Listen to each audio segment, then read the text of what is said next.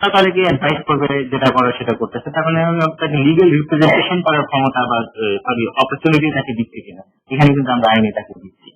ঠিক আছে, সেই এভিডেন্স গুলো দেখতে পারবে কিনা, যখন এভিডেন্স গুলো কোর্টে প্রডিউস করা হবে অ্যাবসলিউটলি শিওর যে তারা কিন্তু তার কপি গুলো পাবে।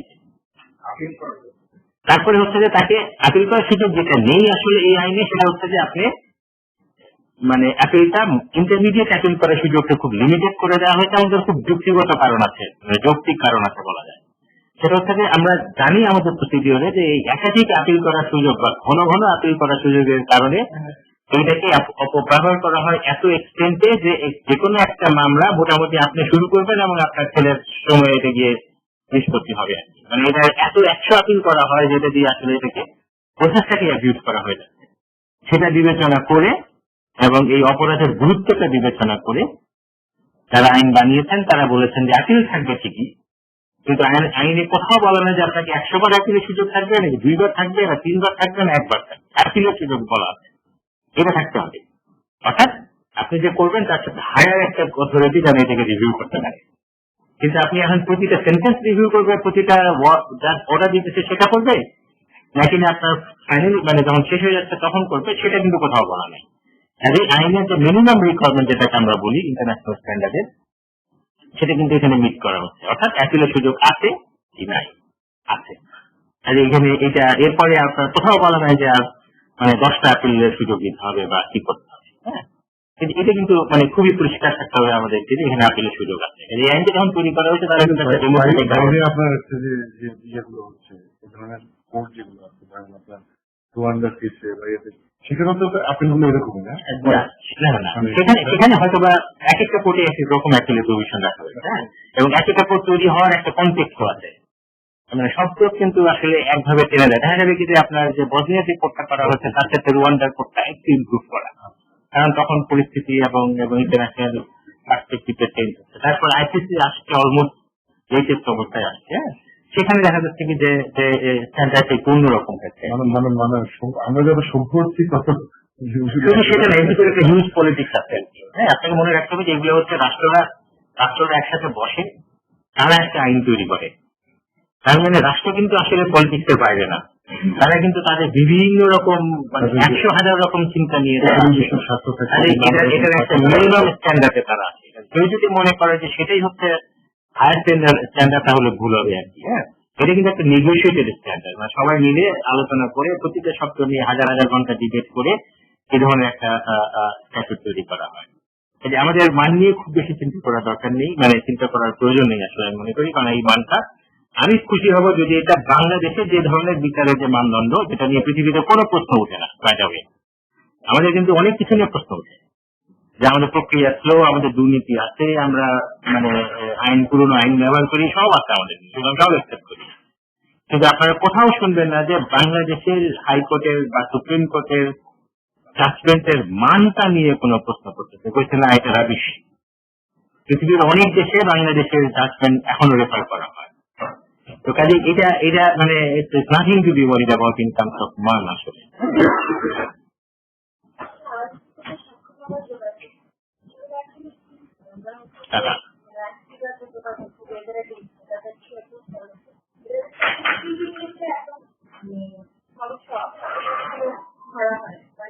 আইন অনুযায়ী কি কি কোনগুলোকে সাক্ষ্য প্রমাণ হিসেবে গ্রহণ করা, এটা আমাদের ওই 1973 অ্যাক্টে বলাই আছে যে কি কি সাক্ষ্য হতে পারে। এখান থেকে মানুষ থেকে শুরু করে, অডিও ভিডিও থেকে শুরু করে, নিউজ পেপার থেকে শুরু করে ওই সময়ের যে কোনো দলিল, যে কোনো ধরনের তথ্যই হচ্ছে এভিডেন্স। আমি ধরে নিব যেটা, সেটা হচ্ছে যে অরিজিনাল কপি হলে এটাকে মানে এটা অরিজিনাল কপি হওয়া উচিত। এই ধরনের কোন রুলস নেই। এটা হলো মনে রাখতে হবে জাজেস ডিসাইড করবে। প্রসিকিউটর কিন্তু একটা পুরানো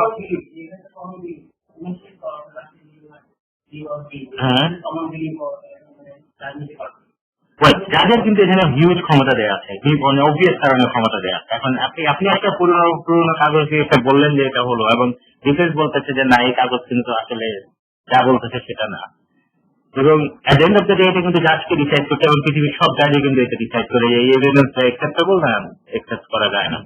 কাজে আমাদের কাজকে কিন্তু এই গুরু দায়িত্বটা পালন করতে হবে যে এভিডেন্স থেকে সেই এভিডেন্স হিসাবে ইন্ট্রোডিউস হতে দেবে কি দেবে না। তো যদি তারা দেয় তো দিবে, তারা যদি না দেয় তো এটা ফেলে দিতে হবে, অন্য একটা এভিডেন্স আনতে হবে। তো কাজেই যেটা হচ্ছে যে এভিডেন্স মানে হচ্ছে অ্যাকচুয়ালি আমাদের 73 অ্যাক্টের অধীনে এনিথিং, মানে আই উইটনেসের স্টেটমেন্ট থেকে শুরু করে, ফরেন্সিক এভিডেন্স থেকে শুরু করে, মানে আপনার টেস্টিমনি থেকে শুরু করে, ইভেন আমি যদি মারা যাওয়ার আগে আমি যদি কোনো স্টেটমেন্ট করে গিয়ে থাকি, সেই স্টেটমেন্টটা যদি ঠিকমতো রেকর্ডের হয়, ম্যাজিস্ট্রেটের কাছে হয়, তাহলে কিন্তু সেটা থেকে শুরু করে বই পত্র, নিউজ পেপার, পাবলিকেশন, রাইটিং, এগুলো কিন্তু আমি তো যেটা সেটা হলো জাস্ট একটা নিউজ পেপারে একজন একটা লিখেছে আর সে কারণে আমাকে ফাঁসি দিয়ে দেওয়া হবে, ওটা কিন্তু হচ্ছে না। যেটা হচ্ছে যে আপনাকে একটা স্টোরিটা তৈরি করতে গেলে বা আপনার এগেন্সে অ্যাকুজিশনটা তৈরি করতে গেলে এই সবগুলোকে নিয়ে একটা বিল্ডিং ব্লকস হবে।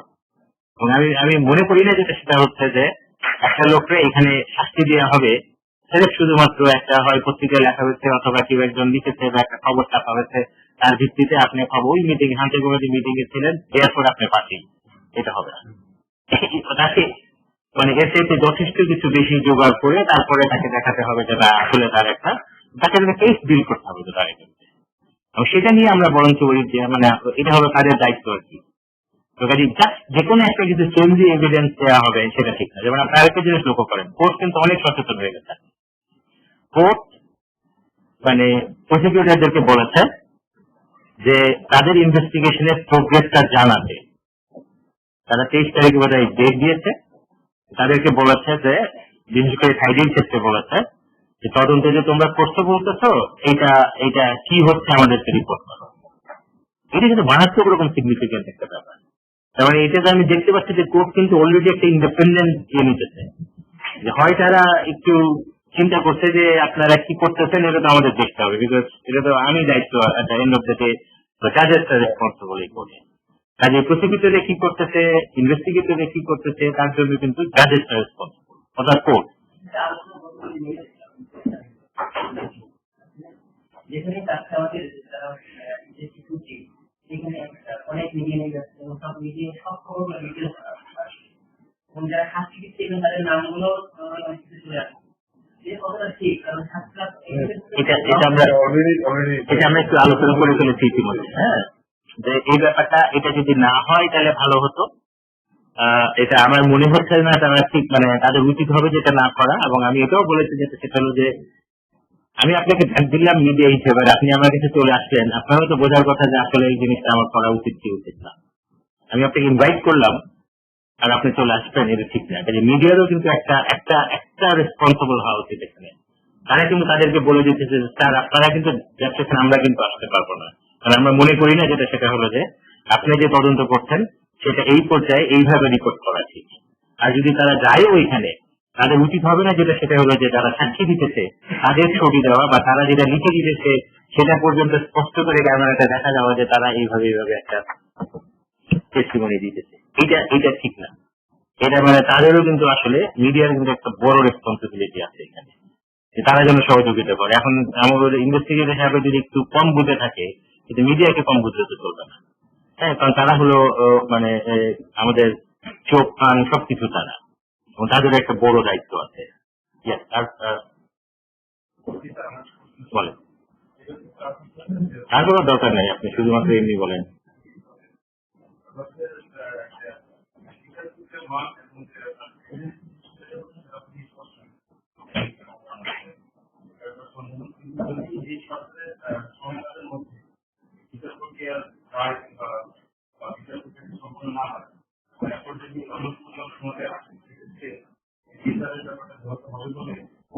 আমরা বাংলাদেশের মানুষের মধ্যে অনেক সংকট আমরা জানি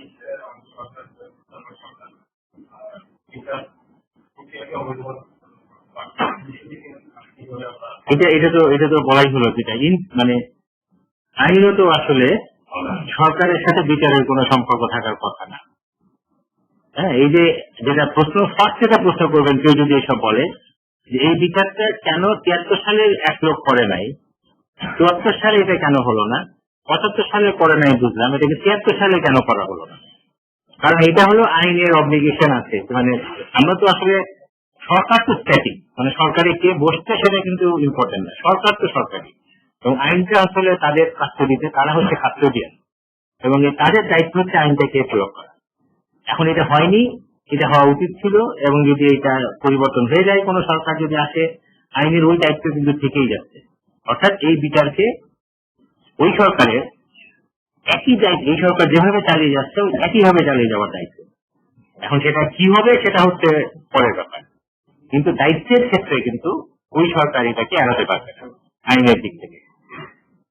কিন্তু তারপরে তো আমরা জানি যে এটা আমি যেটা বলতেছি সেটা আপনিও বুঝতে পারতেছেন যে এটা হচ্ছে মানে লিগ্যাল পজিশন, কিন্তু প্র্যাকটিক্যালি কি হবে সেটা তো নিয়ে একটা চিন্তা আছেই অনেকের ভিতরে। কিন্তু এখন এই চিন্তার জন্য আমরা যদি আবার এই ট্রাইব্যুনাল যদি হুড়াহুড়ি করে 7 দিনের ভিতরে সব বিচারটা শেষ করে জেল টেল দিয়ে বা ফাঁসি টাসি দিয়ে সব শেষ করে ফেলে, তাহলেও কিন্তু আইনের শাসন প্রতিষ্ঠা হবে না। কেন আমরা এই বিচারটা করছি? এই বিচারটা কিন্তু জামাত ইসলামকে ধরার জন্য বিচার করা হচ্ছে না, বা কোন ইসলামিক দলকে ধরার জন্য এই বিচারটা করা হচ্ছে না। এই বিচারটা করা হচ্ছে বাংলাদেশের আইনের শাসনকে পুনঃপ্রতিষ্ঠা করা। কারণ যে মুহূর্তে আপনি 71-এর মতো ঘটনার পরে বিচার করছেন না, আপনি কিন্তু তখন বিচারহীনতার একটা পরিবেশ, মানে একদম বিচারহীনতাটাকে কিন্তু আপনি স্ট্যাবলিশ করে দিতেছেন।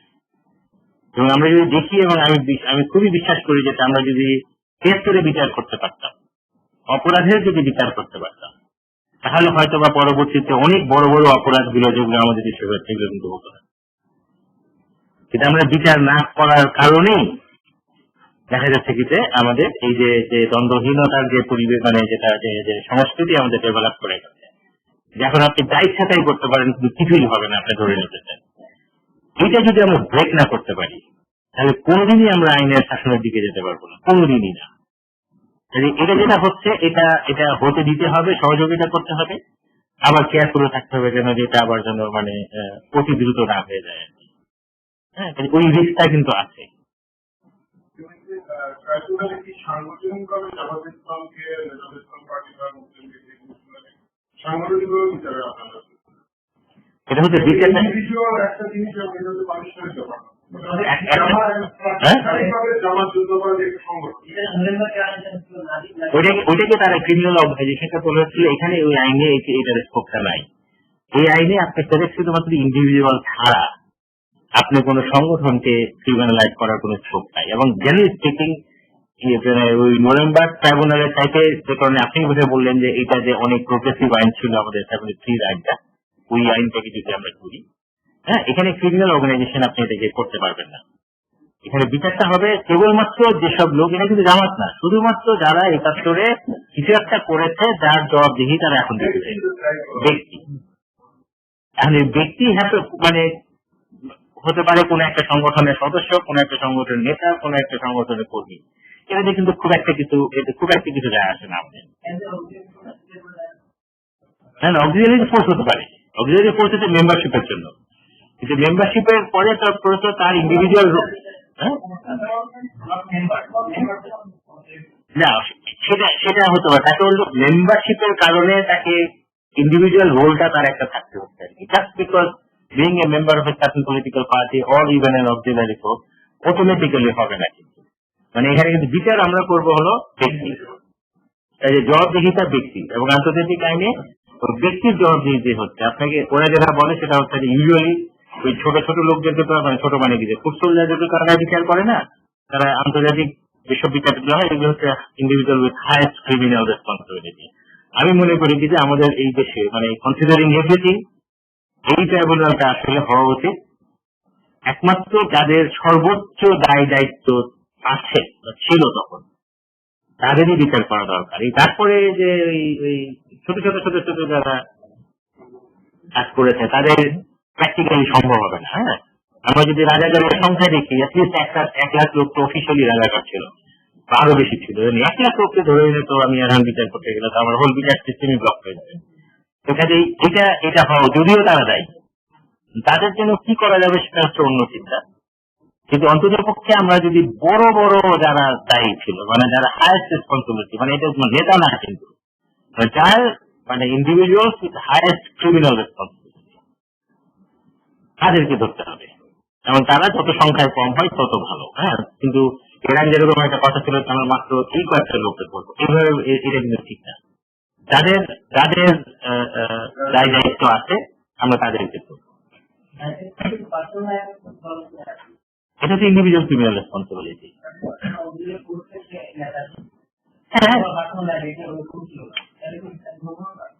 ওয়েল, যদি যদি যদি নেতা ছিল কিন্তু দেখা যাচ্ছে কি যে তার রেসপন্সিবিলিটি সে শুধুমাত্র নেতা ছিল, মানে মেম্বার ছিল বা একটা ছিল, আর ধরে নেওয়া হচ্ছে যদি সে কোনো একটা অক্সিলারি ফোর্সের যদি চিফ আপনার তখনই হয়েছেন যখন আপনি অনেকগুলো অপকর্ম করার কারণেই আপনাকে নেতৃত্ব দেওয়া হয়েছে। আপনাকে তো আপনার মানে এমনি এমনি নেতৃত্ব দেওয়া হয়নি।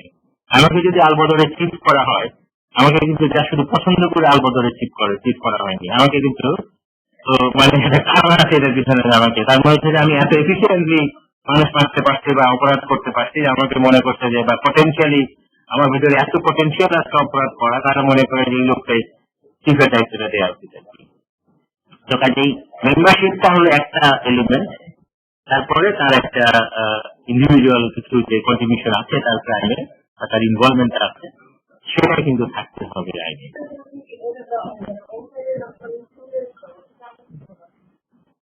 একটা গুড কোশ্চেন আসলে, কিন্তু এটা তো আর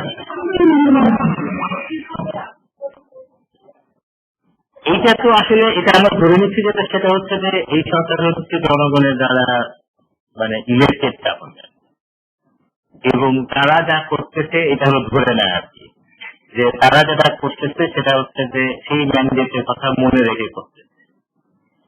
এখন ব্যক্তিগত যেটা সেটা হলো যে এই প্রক্রিয়াটাকে যদি আরো আরো স্বচ্ছ করে নেওয়া হতো অথবা একটা প্রক্রিয়ার মাধ্যমে নেওয়া হতো। যেমন ধরা যাক কি যে আইনে যদি বলা নেই, বলা আছে যে গভর্নমেন্ট অ্যাপয়েন্ট করবে, কিন্তু গভর্নমেন্ট অ্যাপয়েন্ট করেছে, সেখানে কিন্তু আইনগত ভাবে কিন্তু তারা কোনো ভুল করে নাই, মানে আইসিটি আইনে অনুযায়ী তারা ঠিকই করেছে, যাকে মানে গভর্নমেন্টের যাকে ইচ্ছা হয়েছে করেছে। এবং এখনো পর্যন্ত আমাদের অন্যান্য, কিন্তু এটা যদি আরো বেটার ওয়েতে করতো, যেমন ধরেন কি যে তারা হয়তো মানে 2-4 এক্সপার্টদেরকে বলে দিল যে আপনারা কিন্তু সাজেস্ট করেন যে কাকে কাকে দায়িত্ব দেওয়া যায়, এই টাইপের একটা ব্যাপার, এটা হতে পারত। এবং এর মাঝখানে হচ্ছে যে কে জামাতে ঢুকছে সেটা তো খুবই কঠিন কাজ। আমরা যে এখানে বসে আছি এবং এখানে যে জামাতের কোনো ফ্রেন্ডস নাই এটা তো আপনি বলতে পারবেন না।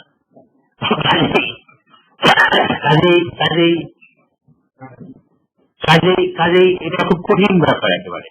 হ্যাঁ, কিন্তু মানে যদি লিডারশিপের কমিটমেন্ট থাকে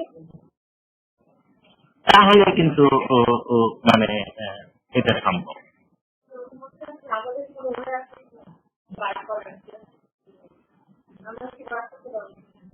যদি আপনারা যেমন এর আগে যে চিফ প্রসিকিউটর যিনি ছিলেন তার সম্পর্কে দেখা যাচ্ছে কি যে তথ্য কোথা থেকে ওদের জন্য বুঝতে সুবিধা হয়। মানে সুবিধা আসলে জানা যাচ্ছে যে মানে মানে আমাদের যে ইন্টারন্যাশনাল ক্রাইম ট্রাইব্যুনালে বা প্রসিকিউশন টিমে বা আমাদের যে কি বলে আপনার লোকজন আছে বা এই যে আজকে আমরা এখানেও যারা আছি, হ্যাঁ তাদের মধ্যে যদি জামাত বা মানে এরা ইন্ট্রোডিউস করে বা অনুপ্রবেশ করে তাদেরকে আমরা কিভাবে বের করতে পারবো বা আমরা কিভাবে তাদেরকে আইডেন্টিফাই করবো। আসলে তো যারা ওইভাবে যদি ঢোকে না তারা তো জামাতের একদম মানে মাথায় লাগিয়ে তো তারা ঢুকবে না, তারা অনেক ইন্টেলিজেন্ট হয়ে ঢুকবে, এটা আমরা জানি। আর আর আর কোয়াইট আনফর্চুনেটলি যেটা আমাদের দেশের জন্য হয়েছে যে আমাদের কোয়াইট ইয়াং জেনারেশন এবং কোয়াইট ব্রাইট, আদারওয়াইজ ব্রাইট ছেলেরা আগাও দেখা যাচ্ছে কি যে বিভিন্ন কারণ আছে যেটা মেজর পলিটিক্যাল মানে ঠিক মতো মিট করতে পারছে না, তো তারা চলে গেছে। কিন্তু যেহেতু এই প্রসেসটা আসলে খোলামেলা করছে, আমি খুব বেশি চিন্তিত না, কিন্তু একটু দেরি হয়ে যেতে পারে যে যেটা কে যেন একজন বললেন যে সরকারের ভেতরে আসলে আছে, প্রসেসটা একটু স্লো হয়ে যাচ্ছে। কিন্তু এই প্রসেস ধরে নিলাম যে সেটা আইসিটির ভেতরে আছে, কি বলে জামাতির লোক আছে, ধরে নিলাম যুক্তির খাতিরে কি হতে পারে, আইনটা যদি তার মতো চলতে পারে এবং গ্যাজেটটা যারা আছে তারা যদি ঠিক মতো কাজ করে, তো তাহলে তো এখন বিচার হচ্ছে জাজেসে কি আলোচনা করছে ধরে নিচ্ছি সেখান থেকে কি আলোচনাটা বাইরে চলে যাচ্ছে। যাক, এটা তো আসলে খোলা কোর্ট, মানে আলোচনা যা কোর্ট করবে এটা মোটামুটি খোলা করে আলোচনা করবে, সবার সামনে আলোচনা করবে, এবং যা সিদ্ধান্ত তারা নিবে পুরো আমি এক্সপেক্ট করবো যেটা সেটা হচ্ছে তারা নিশ্চয়ই পুরো একটা পদ্ধতিতে এগুলো টেস্ট করে দেখছে যে এটা আমি একটু জিয়া ভাইকে অ্যাড করি, এই ফাঁকে জিয়া ভাই একটু না, আপনি কিছু একটু হালকা খান, মানে অনেকক্ষণ ধরে বলতে চাইছেন পানি খাওয়া দরকার, তা আসছে।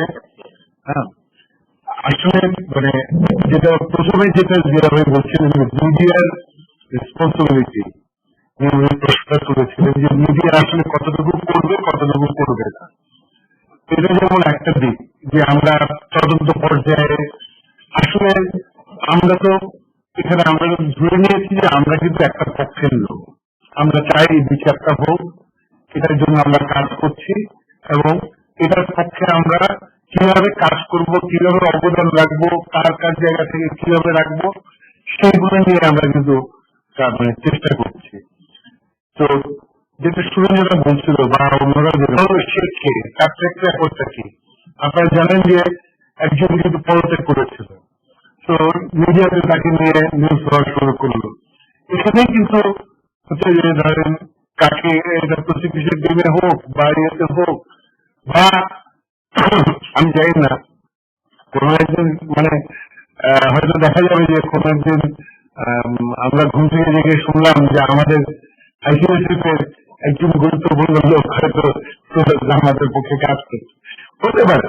বাট এটা আসলে আমাদের নিজেদেরই প্রত্যেকেরই ইনভেস্টিগেশনের ব্যাপার, প্রত্যেকেরই ব্যক্তিগত ভাবে নজরদারি করা, জানা, বোঝা। কারণ আমি মনে করি যে অবশ্যই আমরা সবাই একই সঙ্গে এক জায়গাতে কাজ করি, এক লক্ষ্যে কাজ করি, কিন্তু তারপরেও একটু এটা সাংবাদিকতা কিন্তু আমরা বলি যে সাংবাদিকরা সবসময় সংশয়ী হয়। আপনার এখানে যে আপনি যে তথ্যগুলো দিলেন, আমি যদি এটা আমি এটার অ্যাক্টিভিস্ট হিসেবে আমি একভাবে নিচ্ছি, আর সাংবাদিক হিসেবে আমি আরেকভাবে নিব। সাংবাদিক হিসেবে নিলে আমি কিন্তু বারবার প্রশ্ন করবো, আরো পরিষ্কার হতে যাবো, আমার সন্দেহের জায়গাগুলো নিয়ে প্রশ্ন করব, তখন ধরেন আসলে দুইটা জায়গাতে দিল। তো এখানে আমি মনে করি যে খুবই কারেক্টলি যে মিডিয়ার রোলটা খুবই গুরুত্বপূর্ণ, এবং আমাদের মনে হয় যে আমাদের এর আগেও আমাদের আইসিএসএফ এর গ্রুপেও কথা হয়েছিল, রায়হানও এই প্রস্তাব দিয়েছিল যে ঢাকায় আমাদের একটা কোর মিডিয়া টিম করা, আমাদের নিজস্ব ধরেন আমরা মেজর পত্রিকাগুলো থেকে আমরা যাতে এই ট্রায়ালটা ভালোভাবে ফলো করতে পারি, আমরা যাতে টার্মস গুলো সম্পর্কে পরিষ্কার থাকি। এখনো যে কোনটা গণহত্যা বা জেনোসাইড, আসলে জেনোসাইড দিয়ে যেটা আমরা 3-4 দিন আগে বসছিলাম জিয়াবাইয়ের সঙ্গে, তো অনেক কিছু কিন্তু আমরা নিজেরাও শিখছি। আসলে জেনোসাইড দিয়ে আমরা সাধারণত বলি গণহত্যা, কিন্তু গণহত্যা দিয়ে কি জেনোসাইড শব্দটা পুরো প্রকাশ হয়? আমি বলছি না, হয় না। তো এরকম অনেক কিছু কিন্তু আমাদের মধ্যে সন্দেহ বা আমাদের অনেক বিভ্রান্তি আছে, এগুলো কিন্তু আসলে এগুলো পরিষ্কার করার জন্য আমরা জিয়াবাইয়ের সাথে এই ওয়ার্কশপটার আয়োজন। তো আপনারা এই সমস্ত বিষয় নিয়ে যা যা প্রশ্ন করার, যা যা জানার, যা যা বোঝার, নিজের ধারণাটাকে পরিষ্কার করার জন্য, কারণ আপনারা যেমন এখানে কাজ করবেন, আবার একই সঙ্গে আপনারা কিন্তু অনেক মানুষের সঙ্গে ইন্টারাকশন করবেন, আপনারা কিন্তু জনমত তৈরি করবেন। হ্যাঁ, আপনাদের অনেকগুলো কাজ আছে ভলান্টিয়ার, তো সেই ক্ষেত্রে হলো কিন্তু নিজের জায়গাটা যদি আমি পরিষ্কার না থাকে, আমি কিভাবে সেই জায়গা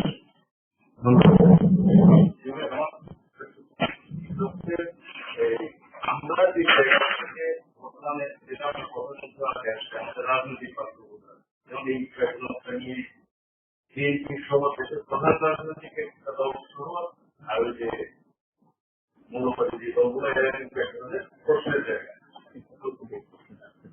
সেক্ষেত্রে নর্মালি যদি আমরা আদালতে একটা সমালোচনা করি, আদালতে মতো দিয়ে কিন্তু এক ধরনের যে কোনো রায় বলে দাঁড়িয়ে যে কোনো বিষয় নিয়ে আদালত থেকে নির্ণয় দিতে পারে, বলতে সেই ক্ষেত্রে বিভিন্ন জায়গাটাতে যেটা এই মামলার শুনানি আমরা যেটা দেখলাম, আমাদের তারা কিন্তু আমাদের ওই মুক্তিযুদ্ধের গোড়ায় কিন্তু আর রয়েছে তাদের লয়ার, যেটা পাকিস্তান আমাদের মুক্তিযুদ্ধের পরে চলে আসে।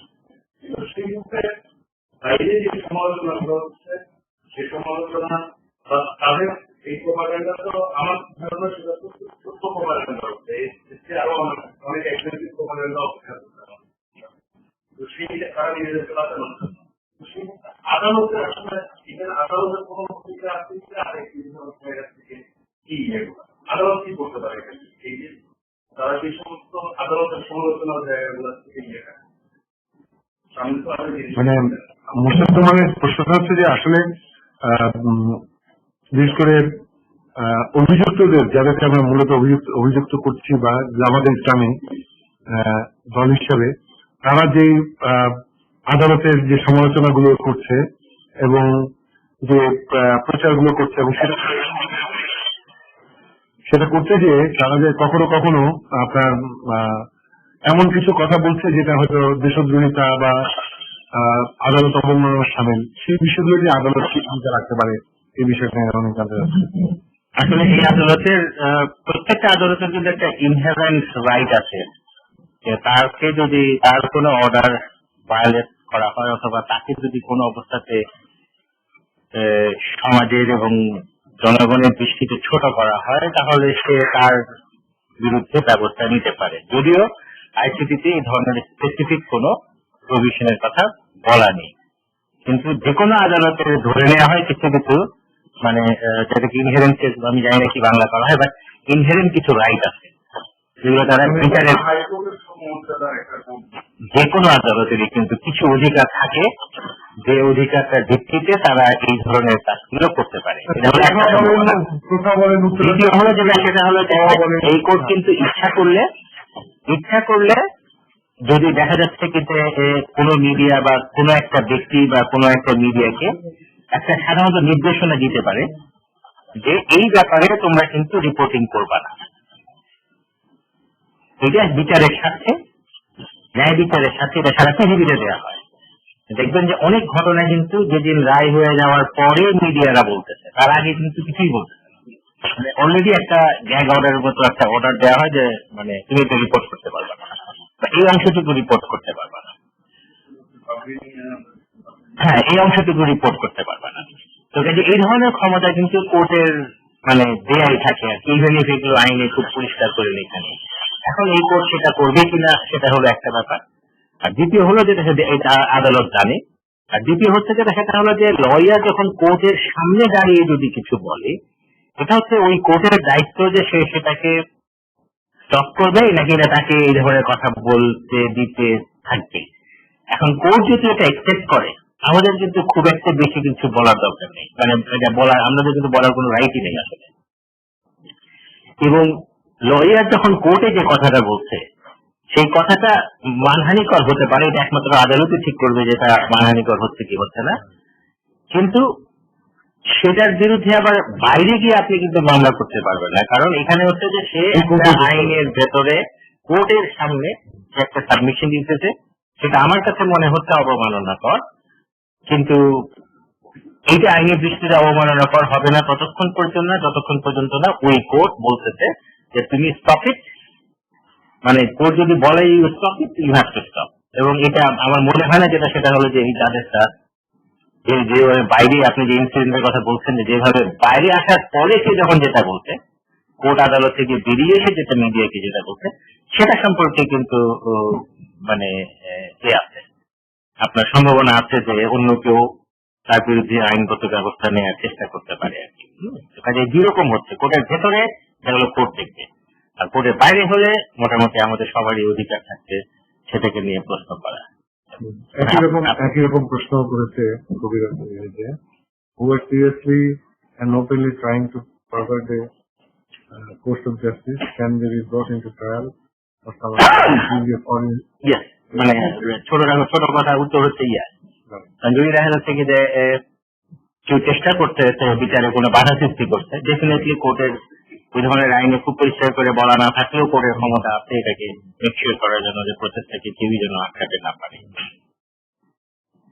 আর আরেকটা বলছিল যে রাহান বলছিল যে গ্র্যাব অর্ডার। গ্যাগ অর্ডার হচ্ছে যে অর্ডারটা এই যে স্টপ করার অর্ডার থাকে, মাঝে মাঝে কোর্ট মিডিয়াকে বলে, এটা সাধারণত মিডিয়ার উপরে প্রযোজ্য হয়।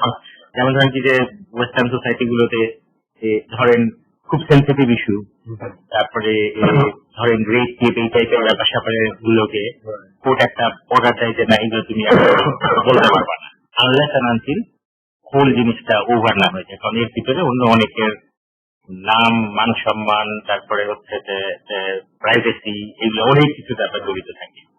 তো তারা এরপরে যখন একটা পাবলিক রেকর্ড হয়ে যাচ্ছে, যখন জাজমেন্ট একটা দিয়ে দেওয়া হয়, এটা কিন্তু সবার সম্পত্তি, হ্যাঁ, তখন সেখানে যা আছে সেটা সবাই জানতে পারছে। সেখানে একজন চলে যাবে। আচ্ছা, হ্যাঁ। আর আগে আলোচনা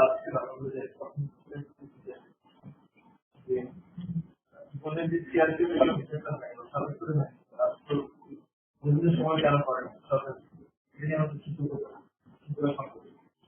উত্তর দিক থেকে এবং প্রশ্নটার মধ্যে জামাতি কিংবা তার সমন্বয় করতে তা না, এটা আমাদের থেকে একদল বা এক শ্রেণীর বামপন্থীরা বলছেন যে যদি 73-74 গঠন করে সেই মজুরি হিসেবে ছেড়ে দিয়ে থাকে তাহলে এখন খারাপ করতে হবে। তাদের যুক্তিতে এই ধরনের তারা এখন জীবিত না হোক এবং তার মধ্যে যুক্তি রাষ্ট্রের দিক থেকে, এবং সেখানে একটু সরলীকরণে আসলে লিখছেন যে 195 জন পাকিস্তানি কথা বলা হচ্ছে, তাদের ছেড়ে দেওয়া হয়েছিল, কোন পরিস্থিতিতে এবং কোন ভাবগুলো পেরিয়ে এসেছিল সেটা খুব স্পষ্ট করে বলা হয়েছে এবং তার জন্য ভারতকে দায়ী করা একটু সরলীকরণ একদিন ছিল ব্লগে লেখা আছে লেখা আছে যাতে সেটা ক্লিয়ার করার চেষ্টা করা আছে। সেই সাধারণ প্রশ্নগুলো মনে হচ্ছে আপনারা যদি বন্ধুত্ব আমাদের কাছে নেই অথবা আছে কিন্তু জিনিসটা গোপন করে যাচ্ছে দ্রুততার সঙ্গে এবং আরো কার্যকরতা, এর ফলে কিন্তু বিধান কিছু আনা হচ্ছে যে কি করা হয়েছে এবং যেহেতু শেখ মুজিব করেনি, যেহেতু আওয়ামী লীগ করেনি, তখন করেনি, এখন এই আওয়ামী লীগকে কি করে করতে চাই, এটা একটা প্রশ্ন করা হয়েছে। সঙ্গে যুক্ত করা হয়েছে বিহারি নিধন প্রশ্ন, যেটাকে কুমার বলছেন নিজে দেখেছেন যে বিহারি নিধন হয়েছে এবং কিন্তু অস্বীকার করা যায় না, কিন্তু এইটাকে কিভাবে জেনোসাইডের যে ধারণা তার মধ্যে এটিকে জেনোসাইড হিসেবে চিহ্নিত করা হবে কিনা এবং যুদ্ধাপরাধ, যুদ্ধের সময় ঘটেছে যে কোনো অপরাধের যুদ্ধাপরাধ, এটা একটা প্রশ্ন আমাদের।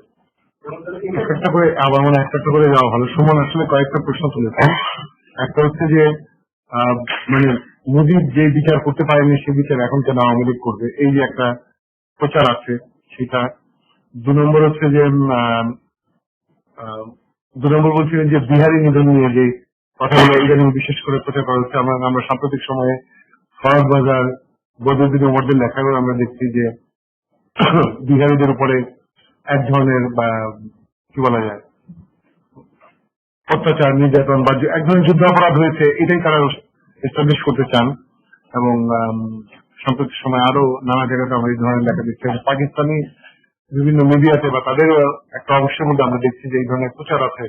যখন আমাদের এখানে বিচার প্রক্রিয়া শুরু হয়েছে তখন ওখানেও কিন্তু কেউ কেউ প্রশ্ন তোলার চেষ্টা করতে যে তাহলে 71 সালে যে বিহারি নিধন হয়েছিল তার বিচার হবে না কেন, এটাও তো যুদ্ধাপরাধ হিসেবে চিহ্নিত করা উচিত। জিয়া ভাই এখানে অনেকগুলো আপনি একসাথে প্রশ্ন হয়েছে। প্রথম হচ্ছে যে বিচারটা কিন্তু শেখ মুজিবের করার কথা আর কারোর কথা না, এটা কিন্তু আইনে নাই। বিচারটা কিন্তু সরকার করবে, শেখ মুজিব করবে না, ঠিক আছে? সরকারে যে থাকবে তারই বিচার করার দায়িত্ব, এটা প্লেন অ্যান্ড সিম্পল। এর মধ্যে কিন্তু কোনো মানে অপরাধের বিচারের ভেতরে কিন্তু কোনো রাজনীতি থাকতে পারবে না, তাহলে আপনার আইনের শাসন থাকছে না, আইন থাকছে না। তার অর্থ হচ্ছে যেটা সেটা হচ্ছে যে বিচার করার দায়িত্ব সবার, আইনটা তখনও ছিল এখনো আছে আর কি। এক, তারপরে শেখ মুজিব বলা হচ্ছে যে সে মাফ করে দিয়েছে, ধরেন যে একটা যেটা বলা হচ্ছে যে তাদেরকে ক্ষমা করে দিয়েছে, যে আইনে যে বিধায় ক্ষমা করে দিয়েছে ঠিকই আছে, এটা নিয়ে কোনো ডিসপিউট করার কোনো মানে অর্থ হয় না।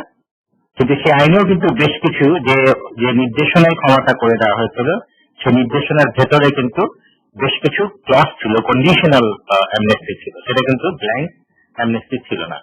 এবং 1 নম্বর রিমার্ক। সেকেন্ড রিমার্ক হচ্ছে যে আপনি কোনো অপরাধের ক্ষমা করতে পারেন না, আইনে আপনাকে কোনো ক্ষমতা দেয়া হয় না। সেরেক শুধু আমাদের কনস্টিটিউশনে প্রেসিডেন্টকে ক্ষমতা দেয়া হয়েছে যদি আপনি অভিযুক্ত হন আইনের প্রসেসের মাধ্যমে। প্রেসিডেন্টের বিশেষ একটা ক্ষমতা, এমনি মানে মাস্তি করার একটা ক্ষমতা আছে, তার ভেতরে আপনি তাকে ক্ষমতা করতে পারেন।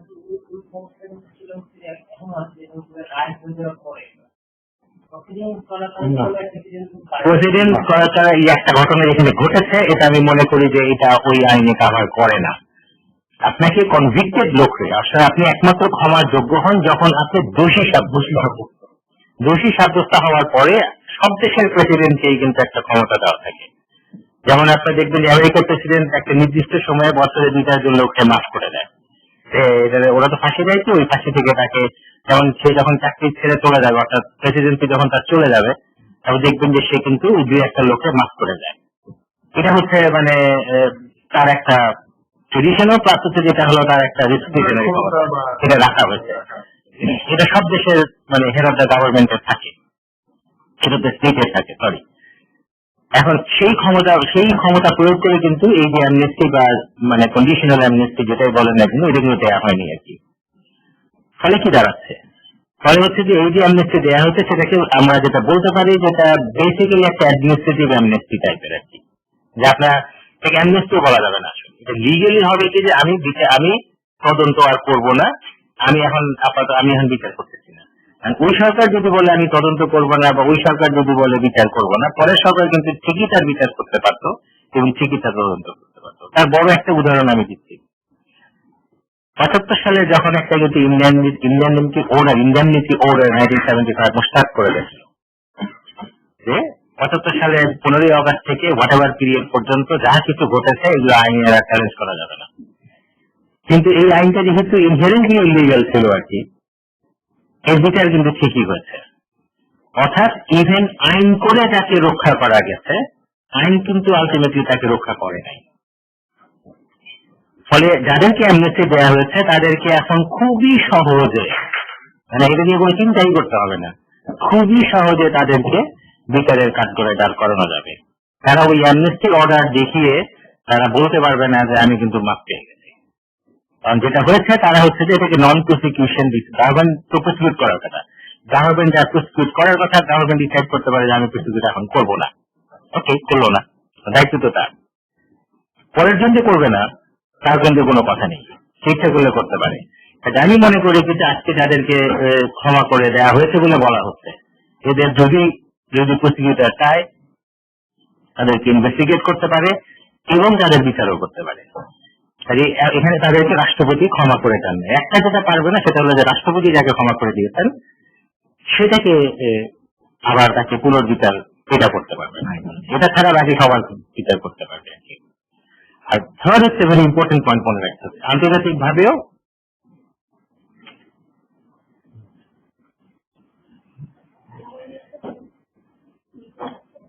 মানে একটা প্রশ্ন ওখান থেকে আসছে কবিরাজের, যেটা সেটা হচ্ছে যে এই ট্রাইব্যুনাল যদি কাউকে অভিযুক্ত করে, রাষ্ট্রপতিকে তাকে মাফ করে দিতে পারেন কি পারেন না? Answer would be yes.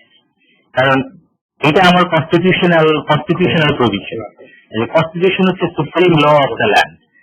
সেই আইন প্রেসিডেন্টকে ক্ষমতা দিয়েছে যে মাফ করে দেওয়া। আর কাজেই এই কোটি হোক আর অন্য যে কোনো কোটি হোক না কেন, যদি কোনো সাজাপ্রাপ্ত লোক রাষ্ট্রপতির কাছে ক্ষমা প্রার্থনা করেন, রাষ্ট্রপতি যদি ইচ্ছা করেন তাহলে তাকে ক্ষমাটা করে দিতে পারে। কাজেই মানে এই উত্তরটা হবে ইয়েস। আচ্ছা, বিহারিদের ক্ষেত্রে যেটা হয়েছে এটা না, এটা বিভ্রান্ত হওয়ার কারণও আছে, কারণ বিহারিদের ক্ষেত্রে তো এখানে তো এটা বোঝাই যাচ্ছে যে আরেকটা বড় জিনিস আসলে ভাই, আমরা কিন্তু একটা মানবিক যুদ্ধ করি। আমরা প্রত্যেকে কিন্তু আমাদের বিবেকের কাছে পরিষ্কার থাকতে চাই। আমরা এটা জানি যে মুক্তিযুদ্ধ করতে যে আমাদের পক্ষ থেকেও অনেক অন্যায় হয়েছে, কিন্তু এই অন্যায়গুলো আসলে পরিকল্পিত ছিল কিনা, উদ্দেশ্যমূলক ছিল কিনা, আমরা কোনো যেটা বলা যায় যে আপনি যে আন্তর্জাতিক অপরাধ আইনের যে সংজ্ঞা, সেই সংজ্ঞা দ্বারা সংজ্ঞায়িত মানে এরকম কোনো অপরাধের মধ্যে দিয়ে গিয়েছিলাম কিনা, সেটা আসলে পরিষ্কার হবে। এটা পরিষ্কার হলে আমার মনে হয় যে আমরা নিজেদের বিবেকের কাছে পরিষ্কার। যেমন বিহারিদের ক্ষেত্রে যেটা হয়েছে সেটা হচ্ছে যে ডেফিনেটলি কিছু না কিছু মানে ঘটনা ঘটে গেছে, এটা আমরা জানি, এবং এটাকে অস্বীকার করার কোনো মানে যৌক্তিক কোনো উপায় নেই আর কি। কিন্তু অপরাধ হতে গেলে কিন্তু শুধুমাত্র মারা হলে হবে না। আন্তর্জাতিক এই যে আমাদের যে 73 অ্যাক্টের যেটা বলা আছে সেখানে কিন্তু আপনার একটা ইন্টেনশন থাকতে হবে।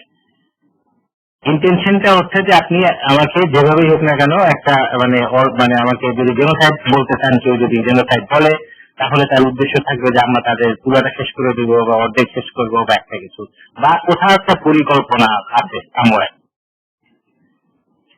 আমার ব্যক্তিগত ধারণা হচ্ছে যে এই ধরনের কোনো পরিকল্পনা ছিল বলে আমি মনে করি না, এবং এই ধরনের কোনো এভিডেন্স নাই যে কোথাও বসতে সবাই যে আছে ঠিক আছে চল আজকে আমরা সব বিহারিদের মানে জড়ো করে আছি, বা গভর্নমেন্ট এই ধরনের কোনো ইনস্ট্রাকশন দিয়েছে বলে আমাদের কারো কাছে জানা নাই, বা কেউ কোনোদিন এই এভিডেন্স নিয়ে আসতে পারে নাই যে সরকার তার ক্যাবিনেট বৈঠকে বসে মিটিং মানে সিদ্ধান্ত নিয়েছে যে আমরা বিহারিদেরকে মারতে যাবো। বরঞ্চ ইন্ডিয়ান সোলজাররা যাদের আসলে ইমিডিয়েটলি রেসপন্সিবিলিটি ছিল অ্যাজ এ ফোর্স আমাদেরকে প্রোটেক্ট করার জন্য, তারা ম্যাক্সিমাম চেষ্টা করেছে এই ধরনের ঘটনা যেন না ঘটে, তারা আটকানোর চেষ্টা করেছে। হ্যাঁ, যে কারণে মাঝে মাঝে ইন্ডিয়ানদের সাথে আমাদের একটা টেনশনও ছিল আর কি। এবং যেটা হচ্ছে সেটা হলো যে ফলে কি দাঁড়াচ্ছে যে কোনো পরিকল্পনা বা কোনো কিছু ইন্টেনশনাল ছিল না। তারা তো অনেক ওখানে কি অপরাধ হয় না, এটা অ্যান্সার ইজ ইয়াস।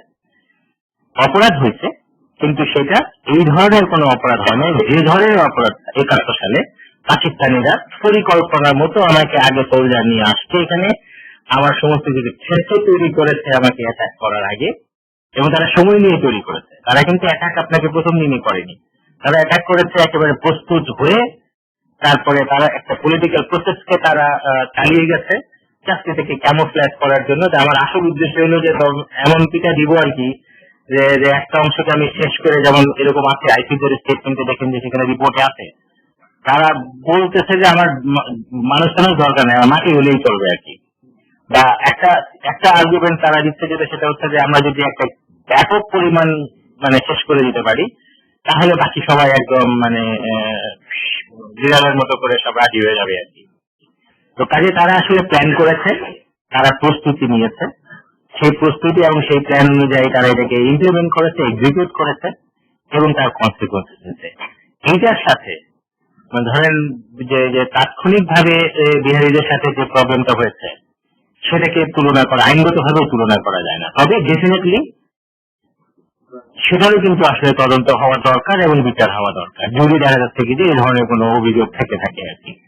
কাজেই আর এটার সাথে তুলনা করাটা মানে কখনোই ক্রাইমের সাথে ক্রাইমের তুলনা করা যায় না। তুলনা করতে গেলেও আপনার একই লেভেলের ক্রাইম হতে হবে। কাজে আমি মনে করি না সেটা হচ্ছে যে বিহারিদের এগেইনস্টে যেসব অ্যাট্রোসিটিস হয়েছে সেগুলা হলো যে এই পর্যায়ে আসছে। কিন্তু 100% ভারত থেকে তার সাধারণত ব্যবহার করছে এবং ফলে ওদেরকে যদি আমরা ছেড়ে দিয়ে থাকি, আপনারা যদি স্বাধীনতা পরে ছেড়ে দেওয়া হয় এখন কি করে উঠতে পারে, এই যুক্তিতে আমরা যারা চান না এই যুক্তিতে তারা মানে 195 সুমন জানতে চাইছেন যে 195 জনকে ছেড়ে দেওয়ার, পাকিস্তানি সেনাকে ছেড়ে দেওয়ার যে ইস্যুটা এটা বারবারই আসলে তোলা হচ্ছে, এবং এটা একটা মূলত একটা উদ্দেশ্য থেকে তোলা হচ্ছে যে বর্তমানে যে বিচার প্রক্রিয়াটা চলছে সেটাকে প্রশ্নবিদ্ধ করা, যে এরা তো অভিযুক্ত ছিল, এরা তো আমাদের সঙ্গে ধরা ছিল, এদেরকে তো আটকানো ছিল, তো ওদেরকে আমরা ছেড়ে দিয়েছি, এখন কেন আমরা মানে এদের বিচার করব, এই প্রশ্নটা। তো এটাও উদাহরণ আমাদের উত্তর পরিষ্কার। হ্যাঁ, এটার উত্তরটা খুবই পরিষ্কার। কারণ হচ্ছে কি যে আপনি এখানে আমরা প্রশ্ন যেটা হচ্ছে যে যাদের বিরুদ্ধে তদন্ত করা হচ্ছে তারা সংশ্লিষ্ট ছিল কি ছিল না, তাদের যদি সংশ্লিষ্টতা পাওয়া যায় অপরাধের সাথে তাহলে তারা বিচারের সামনে আসবে।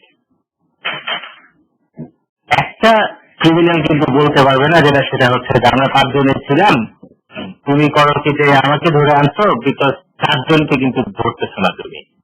অথবা আপনি খুব সুন্দর উদাহরণ দেওয়া যায় আর কি, যেটা ইউজুয়ালি আমরা ইউরোপে আমেরিকাতেও কিন্তু এই ধরনের বিপদে পড়ি। ধরেন আপনি গাড়ি চালাইতেছেন, আপনি কিন্তু একটু স্পিড বেশি হয়ে গেছে, পুলিশ আপনাকে আটকেছে, কিন্তু পাশেই আপনি দেখতেছেন তাকে তো আরেকটা লোক আরেকটা গাড়ি আরো ধরে গেল। আপনি কিন্তু যখন পুলিশকে বলতে পারবেন যে আমাদের ধরতেছে কেন, কিন্তু ওই যে ধরে গেল ওইটা ধরনে গেল, পুলিশ কিন্তু বলবে ওইটা আমার ব্যাপার না, আমি দেখছি তুমি করছো আর দেখো তুমি রেসপন্সিবল, কিন্তু আর একসাথে 10 জায়গায় থাকতে পারবো না, আমি তোমাকে পাইছি, তোমার বিচার হবে। ঘটনাটা কিন্তু এইটাই, কারণ থেকে যে বাকি সবাইকে একসাথে বিচার করতে হবে তারপরে আমার বিচার করা হবে, এই ধরনের কোনো যুক্তি নেই। এখানে সরকার তাকে ছেড়েই দেখ আর তার বিচার নাই করুক আর তাকে পাঠিয়েই দেখ বা কি হয়েছে, এর সাথে এই বিচারের কোনো সম্পর্ক নেই, কারণ শুধুমাত্র দেখতে হবে যে তার কোনো ভূমিকা ছিল কি ছিল না। যদি ভূমিকা না থাকে তার বিচার হওয়া, বিচার যদি হয়ও তার বিচার থেকে তার বেরিয়ে আসার অধিকার আছে, আর যদি বিচার সে যদি ভূমিকা থাকে তার একটা বিচার হবে, এটাই আমরা সবাই এক্সপেক্ট করবো আর কি।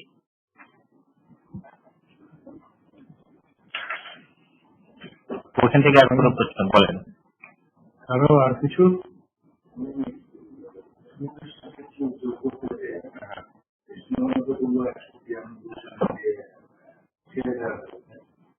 আমার ব্যক্তিগত ধারণা আমাদের পক্ষ থেকে যে আরেকটা যুদ্ধের পরে ভারত পাকিস্তানের কিছু সীমাকে ক্ষমা করে দিল, এটা আমাদের ইস্যু না, আসলে আমার ব্যক্তিগত ওদের হয়তো আমাদেরকে দৃষ্টিপাত করার চেষ্টা করছে যে এটা ছিল ভারত পাকিস্তান যুদ্ধ, এবং যুদ্ধের পরে পাকিস্তানের কিছু সৈন্যকে ভারত ছেড়ে দিয়েছে, ওখানে এটা আমাদের ইস্যু না, আমার ব্যক্তিগত ধারণা। একটা হচ্ছে যেটা, সেটা হলো যে যেভাবে উত্তরটা দেওয়া হবে এটা, একটা যে এটা ভারত পাকিস্তানের যুদ্ধ কি যুদ্ধ না, আমি যেটা বলবো যেটা সেটা হচ্ছে যে যদি ভারত পাকিস্তানের যুদ্ধ হয়ও তাতে আইনগত কোনো পরিবর্তন এখানে হচ্ছে না, কারণ হচ্ছে যে আমরা শুধুমাত্র অপরাধ নির্বিচার হলো 26শে মার্চে যখন আমরা স্বাধীনতা ঘোষণা করেছি সেই মুহূর্ত থেকে আইন অনুযায়ী বাংলাদেশ এই টেরিটরিটা বাংলাদেশ, কাজেই সেই মুহূর্ত থেকে পাকিস্তান হয়ে গেছে অকুপাইং ফোর্স। আমরা এই অকুপাইং ফোর্সকে আসলে জোড়াই দিচ্ছি, মানে with the help of India and the rest of the world, এবং আমাদের মুক্তি বাহিনীদের সহযোগিতায়। কাজে এই যে অপরাধটা হয়েছে, এই যে মুহূর্তে আমার টেরিটরির যে অপরাধটা হয়েছে, এটা হলো আমার দায়িত্ব এখন বিচার করা। কাজে ওই সময়ে যে এটা কি ইন্ডিয়া না পাকিস্তান নাকি নাকি, এটা যদি ইভেন আইন অনুযায়ী তারা যদি এটা যদি ইন্ডিয়া পাকিস্তান যুদ্ধ হয়েও থাকে, তাহলে কিন্তু যদি অপরাধ হয়ে থাকে এটার তো বিচার করতে হবে। কাজে ওই ধরনের কোন যুক্তি চলবে না যে এটা ভারত পাকিস্তানের ব্যাপার। নো, অপরাধটা ভারত পাকিস্তানের ব্যাপার না, অপরাধটা হচ্ছে অপরাধী এবং ব্যক্তি। আমরা এরকম একটা প্রশ্ন পাই বা তারা এইভাবে বিষয়টাকে নাকচ করার চেষ্টা করে আমাদের ট্রাইব্যুনালে, যে অপরাধগুলোর বিচার আমরা করতে চাচ্ছি এখন, বা যেগুলো অভিযোগগুলো আছে যে দুঃখিত, মানে খুন, ধর্ষণ, লুটপাট বা এই ধরনের মানবতা বিরুদ্ধে যে অপরাধগুলো, গণহত্যা বা আগুন দেওয়া, এগুলো দেশীয় প্রচলিত দেশীয় আইনে এগুলো বিচার করা সম্ভব। এটার জন্য 73 একটাকে আমরা কেন কাজে লাগাবো এবং বিশেষ ট্রাইব্যুনাল প্রয়োজন কি? এটা একটা খুবই ভালো প্রশ্ন। আমার এই জিনিসটা প্রথম থেকে আসলে উচিত ছিল আমাদের সবার যে জিনিসটাকে বোঝা এবং বোঝানো। ফার্স্ট হচ্ছে যেটা, সেটা হলো যে আমাদের আইনে খুনের সংজ্ঞা আছে, ওই আগুন লাগানোর সংজ্ঞাও আছে, সবই কিন্তু অপরাধ। আমাদের দেশে genocide, crimes against humanity, war crimes, crimes against peace etcetera etcetera কোনো আইন ছিল না, একমাত্র 1973 অ্যাক্টই হচ্ছে এটা দিতেছে। সেটাই আমি বললাম যে যখন ওই একই ঘটনা, একটা মার্ডার, সেম মার্ডার না, একটা মার্ডার কিন্তু ক্রাইম হতে নর্মাল মার্ডার হতে পারে, ওইটা আবার জেনোসাইড হতে পারে যদি বাকি সংজ্ঞাগুলা যদি ঠিকঠাক কনটেক্সট গুলা যদি কারেক্ট হয় এবং বাকি কন্ডিশন গুলা যদি ঠিক হয়। এটা ক্রাইম এগেইনস্ট হিউম্যানিটি হতে পারে যদি একটা ভিন্ন কনটেক্সটে হয়, এটা ওয়ার ক্রাইম হতে পারে এটা যদি কনটেক্সট গুলো ঠিক থাকে। অর্থাৎ মার্ডারটাই কিন্তু আসলে বিভিন্ন রকম নাম নিতে পারে, রূপ নিতে পারে যদি ওই কনটেক্সট হয়। এটা খুবই গুড কারণ, মানে যৌক্তিক কারণ আছে। যেমন ধরেন কি যে জেনোসাইড, যেটাকে আমরা আসলে গণহত্যা বলি কিন্তু আসলে এটা গণহত্যা না, এটা জেনোসাইড। আপনার যদি ইন্টেনশন থাকে যে একটা গ্রুপ অফ পিপলকে, এবং ওখানে নাম বলা আছে যে আপনার রিলিজিয়াস কারণে বা ন্যাশনাল কারণে বা ইভেন আমাদের আইনে যেটাকে আমরা একটু বাড়িয়ে দিয়েছি পলিটিক্যাল কারণে, পলিটিক্যাল কোন গ্রুপকে যদি আপনি টার্গেট করেন, তার মানে আপনি কিন্তু মার্ডার করতেছেন কিন্তু মিস্টার এ কে, কিন্তু আপনার টার্গেট হচ্ছে যে মিস্টার এ যে গ্রুপে বিলং করে সেই গ্রুপের অংশ হিসেবে তাকে কিন্তু মারতেছেন। অর্থাৎ বাংলাদেশে 71 কে আমরা হিন্দুদের পাকিস্তানিরা মারছে, বাঙালিদের মারছে, ওই হিন্দুকে ওই হিন্দুর সাথে ব্যক্তিগত ভাবে তার কিন্তু কোনো কানেকশন নেই। কিসের জন্য মারছে? হিন্দু হওয়ার জন্য মারছে। সে জাস্ট হিন্দু ছিল দেখে মারছে। এটা পিওর সিম্পল মার্ডার, মানে জেনোসাইড। এখানে একটা এথনিক ক্লিনজিংটা ইউগোস্লাভিয়ান ওইখান থেকে আর কি। হ্যাঁ, কিন্তু এটা আসলে এটা আর genocide is very different thing. আপনার যদি ইন্টেনশন, শুধু ইন্টেনশন থাকতে হবে। কি ইন্টেনশন থাকতে হবে? যে এই গ্রুপের একজন মানে এই গ্রুপটাকে আপনি এলিমিনেট করবেন। কিভাবে এলিমিনেট করবেন? In part or in whole, অর্থাৎ আপনি আংশিক ভাবে এলিমিনেট করবেন আর পারলে পুরোটা গ্রুপটাকে আপনি কাট করে দিবেন। এই যদি এলিমিনেট আপনি করতে চান, ইন্টেনশনে যদি আপনার থাকে, সেই ইন্টেনশনটা নিয়ে, সেই ইন্টেনশনটা সহ আপনি যদি একজনকে মার্ডার করেন, আপনি কিন্তু জেনোসাইড করলেন।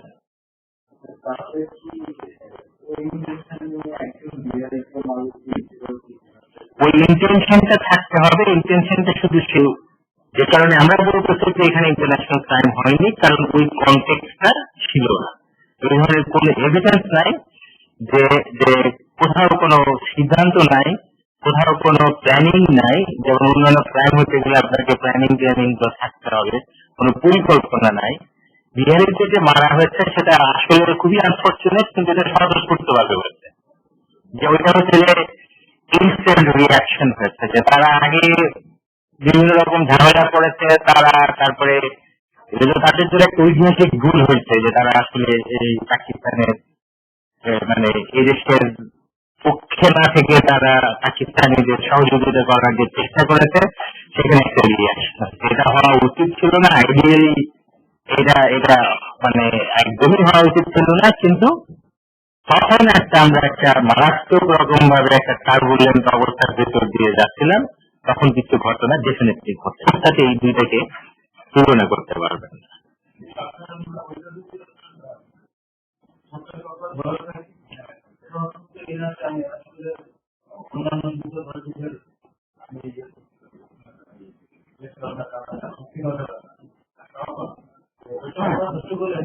না মানে বিষয়টাকে এভাবে ফর্মুলেট করা যায় যে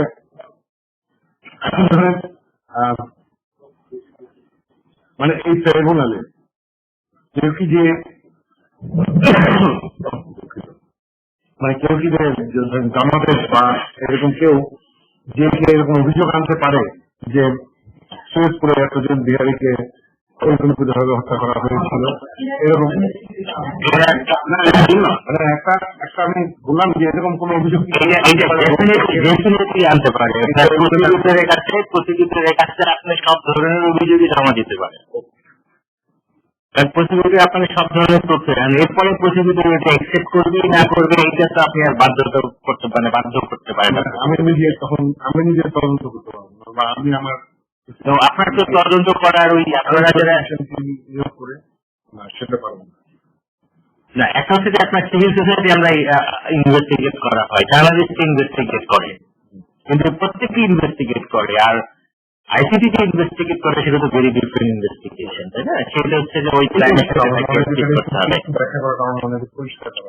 আইসিটি ইনভেস্টিগেশন আইসিটি ইনভেস্টিগেশন করতেছে এমপাওয়ার, মানে ওই 1973 অ্যাক্টের অধীনে তার এই ম্যান্ডেট হচ্ছে যে এই ক্রাইমগুলা সম্পর্কে তার খুঁজে বের করতে হবে যে এই ক্রাইমগুলো ঠিক হয়েছে কিনা এবং হয়ে থাকলে কি কি এভিডেন্স আছে এবং আসুক না আসুক তারা নিজেরাও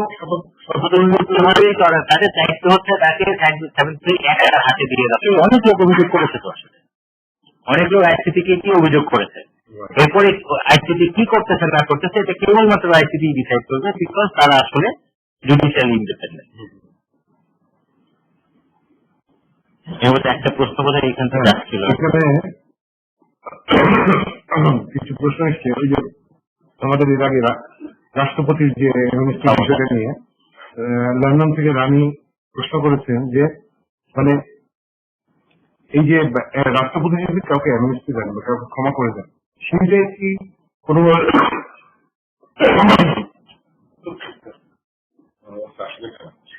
সেটাকে কোনোভাবে চ্যালেঞ্জ করা যায় কিনা প্রশ্ন হচ্ছে সেটা। আসলে আমাদের সংবিধান অনুযায়ী রাষ্ট্রপতির এই ক্ষমতাটা হচ্ছে অলমোস্ট অ্যাবসলিউট, যেটা আপনি এটা কোনো আদালতে চ্যালেঞ্জ করা যাবে না, কারণ রাষ্ট্রপতিকে কনস্টিটিউশনালি এই ক্ষমতাটা দেওয়া হচ্ছে আমাদের কনটেক্সটে।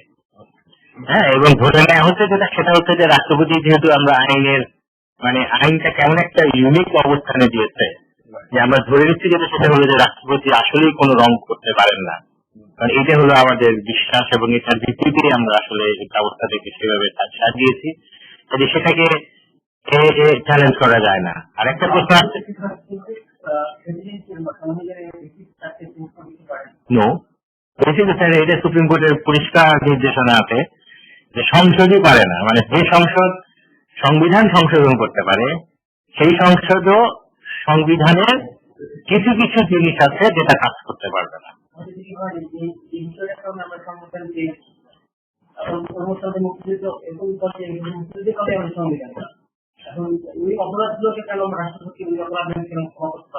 না এটা তো আসলে রাষ্ট্রপতি একটা জেনারেল সাংবিধানিক এটা ক্ষমা করতে পারবেন, কারণ তার কনস্টিটিউশন তাকে বলেছে যে কোনো কনভিক্টেড লোক যদি তার কাছে আবেদন করে তাহলে সে পারবে। ইন থিওরি হচ্ছে পারবে, যেহেতু এখানে কোথাও বলা নাই যে পারবে না, তার মানে উনি পারেন। এখন এটা উনি করবেন কি করবেন না সেটা হচ্ছে রাষ্ট্রপতির ব্যাপার। কাজে আপনার থিওরিটিক্যালি এই সম্ভাবনাটা কিন্তু থেকেও যাচ্ছে। আপনারা খুব ইন্টারেস্টিং একটা ডিসকাশন করতেছে। যেমন ধরেন কি যে এই সরকারের সময় একটা লোককে কনভিক্ট করা হলো, আবার আরেক সরকারের সময় এসে সে আবেদন করলো এবং তাকে ছেড়ে দেওয়া হলো। আইনত কিন্তু আমি কিন্তু বলতে পারবো না যে এটা ভুল হইতেছে, কিন্তু আদারওয়াইজ আমি কিন্তু বলতে পারবো যে এটা উচিত হয় নাই। এটা সাধারণত এটা ইউজুয়ালি এটা খুবই গুরুতর অপরাধ, তত বটেই, কিন্তু গুরুতর অপরাধ হলেও যেহেতু এখানে আইনে বলা নেই যে প্রেসিডেন্ট কোন কোন অপরাধকে ছাড়া দিতে পারবে আর করতে পারবে না, এই ধরনের কোন ডিটেল যেহেতু করা নেই, ধরে নিতে হবে যেটা সেটা হচ্ছে যে প্রেসিডেন্ট যেতে পারবে। আমাদের যে মামলাটা এখন যে আন্তর্জাতিক অপরাধ ট্রাইব্যুনাল, যেটা এই ট্রাইব্যুনালের বিচারের পর এটা আপিল বিভাগে যাবে। আপিল বিভাগ থেকে এটা কি ইউরোপীয় মতো মামলাগুলোর মতো রাষ্ট্রপতির কাছে মাত্র ডিসিশন করতে পারবেন তারা? ডেফিনেটলি এই আশঙ্কা তো জানি না। এখন যদি এমন হয় কিন্তু 50 জন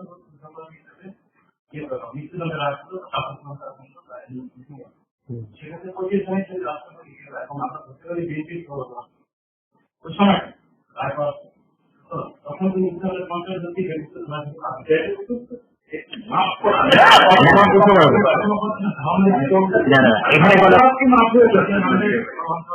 জিনিসটা হচ্ছে যেটা সেটা হচ্ছে যে রাষ্ট্রপতি যাকে ক্ষমা প্রদর্শন করে আইন অনুযায়ী আর অপরাধ থাকে না, সেখানে দুইটা ভাবে অপরাধ থাকে না।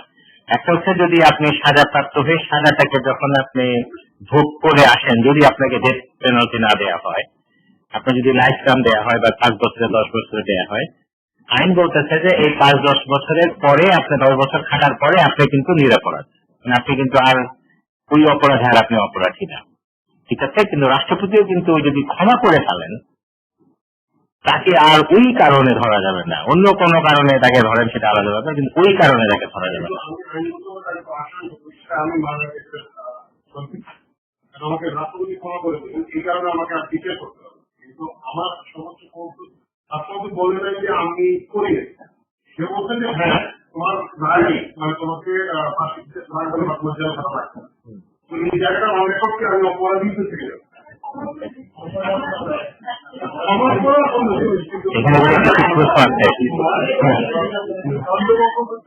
ঠিক আছে, না না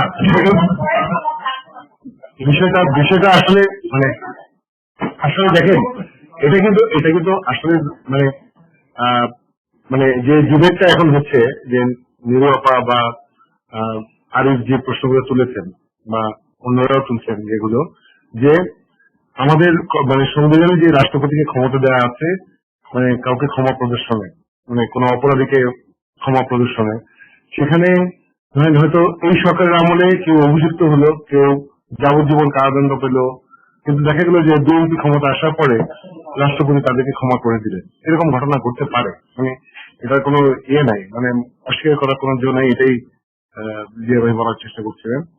তো এটা আসলে এটা একটা মানে ভালো আর্গুমেন্ট, ভালো ডিবেট। এখন এটা একটাই তো আছে যে মানে যারা মুক্তিযুদ্ধ করেছে, যারা ভোট দিয়ে মানে এই সরকারকে ক্ষমতায় মানে এনেছে এবং যারা এই ম্যান্ডেট দিয়েছে বিচার করার জন্য, তাই না, এই সরকারকে, সুতরাং তারা তো তখন সজাগ থাকবে, তাদের কি বলে প্রোটেস্ট করার ক্ষমতা থাকবে, হ্যাঁ এই জায়গাটা থাকবে, এবং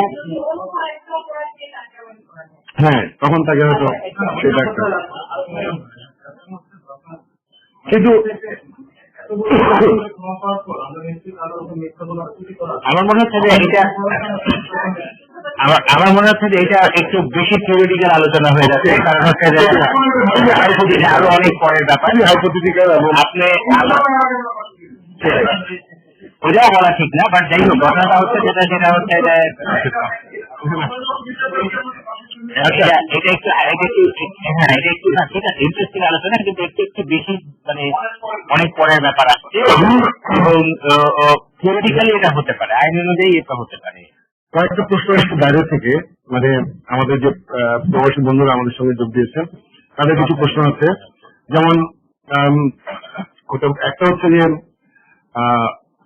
মানে মুক্তিযোদ্ধাদের ইমিউনিটি অর্ডিন্যান্স নিয়ে কোন ইমিউনিটি, এটা এই বিষয় নিয়ে আপনার মন্তব্য জানতে যাচ্ছে। তারপরে আরেকটা আছে যে few comment on the legal order argument or constitution, এগুলো করে দিলে কোন এক সময় আবার বিচার করা পসিবল কিনা, যে একই কারণে সম্ভব না, অন্য অপরাধের করা সম্ভব।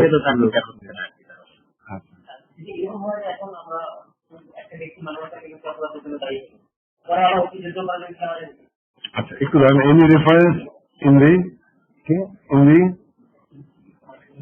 world that president's amnesty was challenged, আচ্ছা, in relation to crime and punishment, রানি, এই ধরনের ওই একই বিষয় নিয়ে প্রশ্নগুলো আসছে, so that we may use the reference in BNP in case, okay, এইগুলোই মূলত হচ্ছে যে উপরে একটা মুক্তিযোদ্ধাদের অ্যামনেস্টি, এই বিষয়টা নিয়ে ইম্পর্টেন্ট, হ্যাঁ মুক্তিযোদ্ধাদের অ্যামনেস্টি অর্ডিন্যান্সটা এই বিষয়টা নিয়ে জানা যাচ্ছে।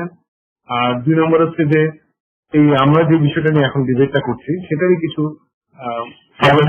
যেমন হয় যে মুক্তিযোদ্ধাদের একটা অ্যামনেস্টি দেয়া আছে, এটা খুবই ভ্যালিড কারণে দেয়া আছে, হ্যাঁ, এবং লিগালি এটা দেয়া হয়েছে, লিগাল কারণে দেয়া হয়েছে।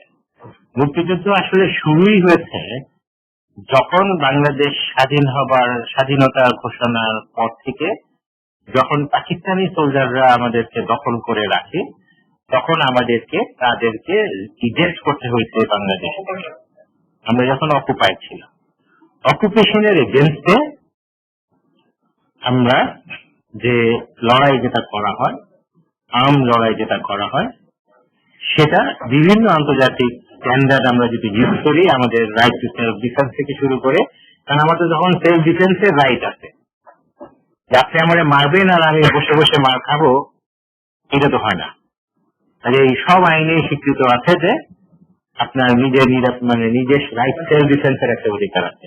আমরা ওইখানে প্রথমে সেলফ ডিফেন্স রাইট এক্সারসাইজ করেছি, আমরা করেছি কি যে আমাদের বাঁচার জন্য তখন আমরা করেছি কি যে তাদেরকে অ্যাটাক করেছি। এটা হলো একটা দিক। সেকেন্ড হচ্ছে যে আমি কিন্তু আমার টেরিটরি থেকে বিদেশি সৈন্যকে আমি মানে ইজেক্ট করার ব্যাপারে, বহিষ্কার করার ব্যাপারে যা যা করা দরকার সেটা আমি করেছি, ঠিক আছে। তারপরেও আমার উপরে কিন্তু যুদ্ধের আইন প্রয়োগ করা যেতে পারে। আমি কিন্তু যুদ্ধ করলেও আমাকে কিন্তু আইনের ভিতরে যুদ্ধ করতে হবে। তৃতীয় হচ্ছে যেটা, সেটা হলো যে আমাদের অবজেক্টিভটা ছিল যে আমাদের এই হোল ল্যান্ড, আমাদের পুরো দেশ থেকে আমরা মানে আমাদের যে সেলফ ডিটারমিনেশনের যে অধিকার আছে, আন্তর্জাতিক স্বীকৃত অধিকার, সেই ডিটারমিনেশনের অধিকার কিন্তু আমরা এক্সারসাইজ করার চেষ্টা করেছি। এবং সেই চেষ্টার প্রসেসে আমার সোলজাররা অর্থাৎ মুক্তিযোদ্ধারা দেখা যাবে কি যে কোনো ঘটনাতে হয়তোবা কোনো কিছু করেছে বা করে থাকতে পারে, করেছে বলা যাচ্ছে না, এটা হতে পারে যে কিছু একটা ঘটনা ঘটেছে যেটা আইনে সবসময় সব ক্ষেত্রে কাভার নাও করা যেতে পারে। আমরা এখনো পর্যন্ত ওই ধরনের এমন কোন বড় ঘটনার কথা জানি না যে আমাদের সোলজাররা ইনডিসক্রিমিনেটলি অর্থাৎ আমাদের মুক্তিযোদ্ধারা অকারণে, তারপরে হলো যে সাধারণ জনগণের, নিরস্ত্র জনগণের উপরে আক্রমণ করে একটা কিছু করেছে। এটা আসলে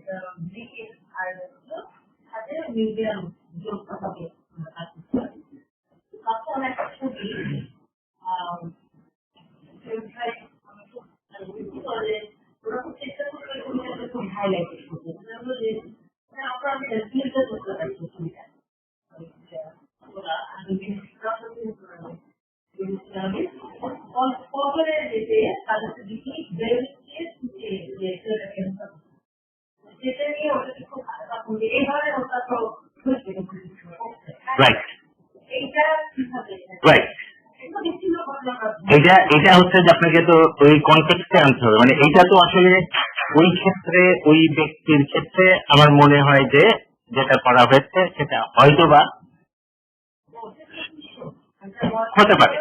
এটা ভিকটিম যেই হোক না কেন, কারণ সে যদি নিরস্ত্র মানুষ হয়, কোনো আইন মানুষ আসলে নিরস্ত্র মানুষকে মারতে পারবে না। একদম এই আইনটা কিন্তু মানে খুব পরিষ্কার। আপনি যখন আনাম থাকতেছেন তখন কিন্তু আপনি কিছুই করতে পারবেন না। হ্যাঁ, এটা হলো একদম ভেরি ক্লিয়ার।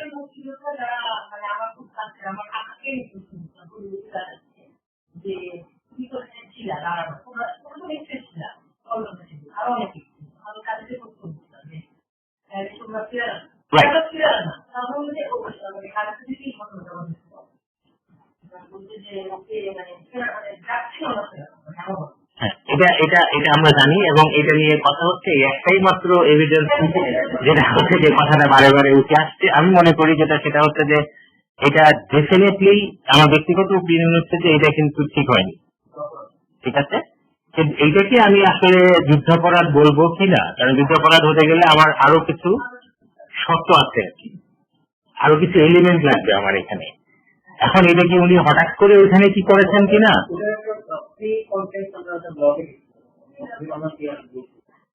ওরা হচ্ছে নাকি বাঙালি মেয়েকে ধরে নিয়ে যাচ্ছে, ওইখানে যেমন ধরেন কি যে ওইখানে যদি এই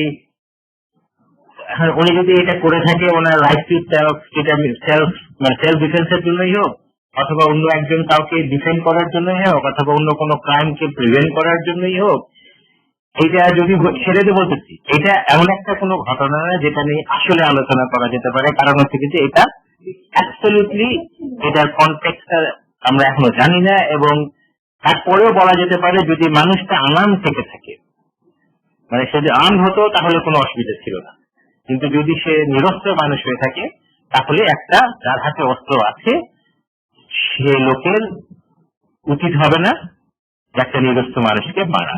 এটা খুব ক্লিয়ার আসলে। কাজে এখানে একটা আইনের যে ব্যত্যয় ঘটেছে এটা বলা যাবে, কিন্তু এটাকে ওয়ার ক্রাইম হয়েছে এটা বলা যাবে না। এটা এটা এটা বলা যায় না। এটা একটা একটা কিছু হয়েছে, কিন্তু হ্যাঁ এটা একটা কিছু হয়েছে যেটা উচিত হয় নাই, কিন্তু কারণ যেটা সেটা হলো যে এটা যুদ্ধ করা হচ্ছে। এটা একটা হতে পারে, তার এখন যতক্ষণ পর্যন্ত না আমরা দুই পক্ষের কাহিনী না শুনতেছি ততক্ষণ পর্যন্ত তো এটা আমরা শুধুমাত্র ওই ছবিটা দেখে ওইটা সে প্রাইজ পাওয়া ছবি হোক আর না হোক, কারণ প্রাইজ ছবিতে দেয় বিভিন্ন কারণ থাকে। হ্যাঁ, তো এগুলো ইটালিয়ান সাংবাদিক ওরিয়েনা পাল্লাসি তিনি ইন্টারভিউ করেছেন। তার সাথে কিছু ছিল এই ঘটনা উল্লেখ পাল্লাসি কিভাবে প্রশ্ন করেছিলেন এবং যেভাবে বাংলাদেশ হাজির করেছিলেন বাইরের জগতে বা দেশের জগতে সাংবাদিকতার জগতে, সেটা নিয়ে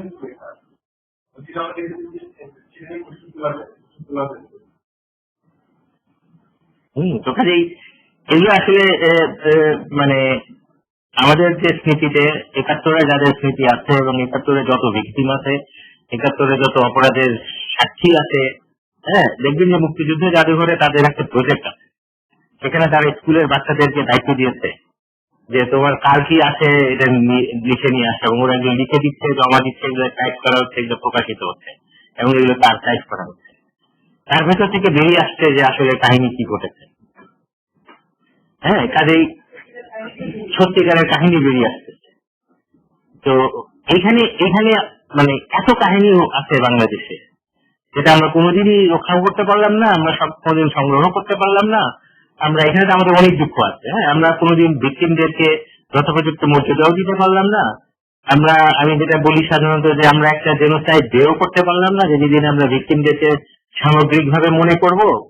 আমরা করলাম কি যে একটা 14ই ডিসেম্বরে আমরা শুধুমাত্র বুদ্ধিজীবী হত্যা দিবস পালন করি, কিন্তু আমি যদি বুদ্ধিজীবী না হই তাহলে কিন্তু আমি আর মানে আমার কোনো মূল্যায়ন রইল না আর কি।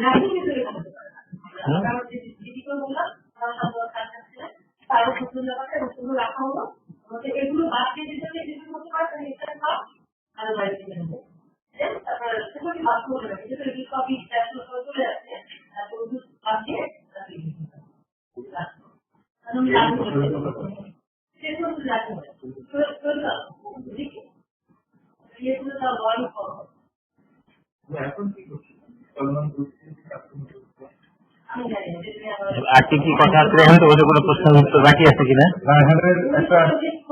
রায়হানের একটা প্রশ্ন হচ্ছে ভাইকে একটু শোনেন। রায়হান একটা প্রশ্ন করেছে যে please comment on the basic structure argument in Stephen King and then and others have raised in relation to First Amendment.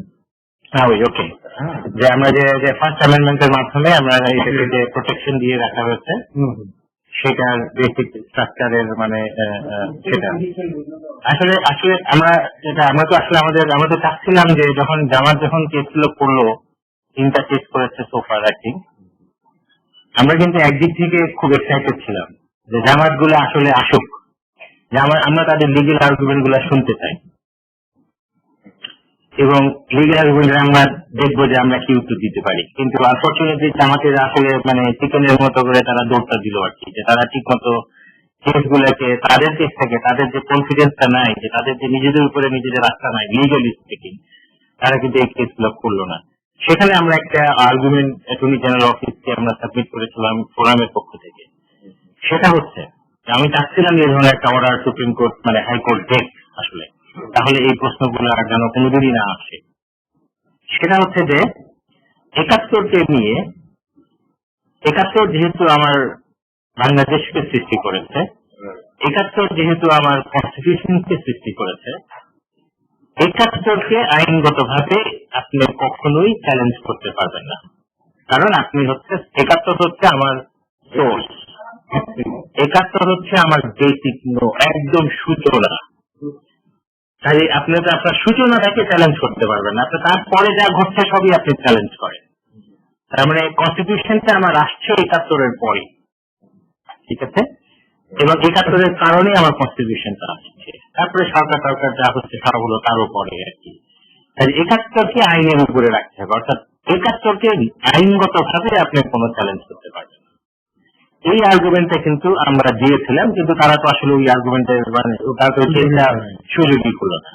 আরেকটা জিনিস যেটা আমি এখন আমার কিছু যোগাযোগ হয়েছে বিভিন্ন লোকের সাথে, আমি একটা জিনিস সাজেস্ট করে এসেছি, সেটা হচ্ছে যে আমি মনে করি যে আমাদের পার্লামেন্ট এই ক্ষমতায় আসার পরে তারা কিন্তু একটা ডিক্লারেশন দিয়েছিল, রেজলিউশন নিয়েছে।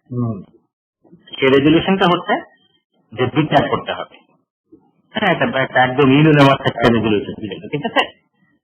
আমি চাচ্ছি এখন সংসদ পার্লামেন্টটা আরেকটা রেজলিউশন জানো নাই, এটা ডিক্লারেটরি রেজলিউশন হবে, যা তারা ঘোষণা করতেছে যে 71 সালে গণহত্যা, মানবতার বিরুদ্ধে অপরাধ, যুদ্ধাপরাধ, শান্তির বিরোধী অপরাধ ইত্যাদি ইত্যাদি আন্তর্জাতিক অপরাধ সংঘটিত হয়েছে।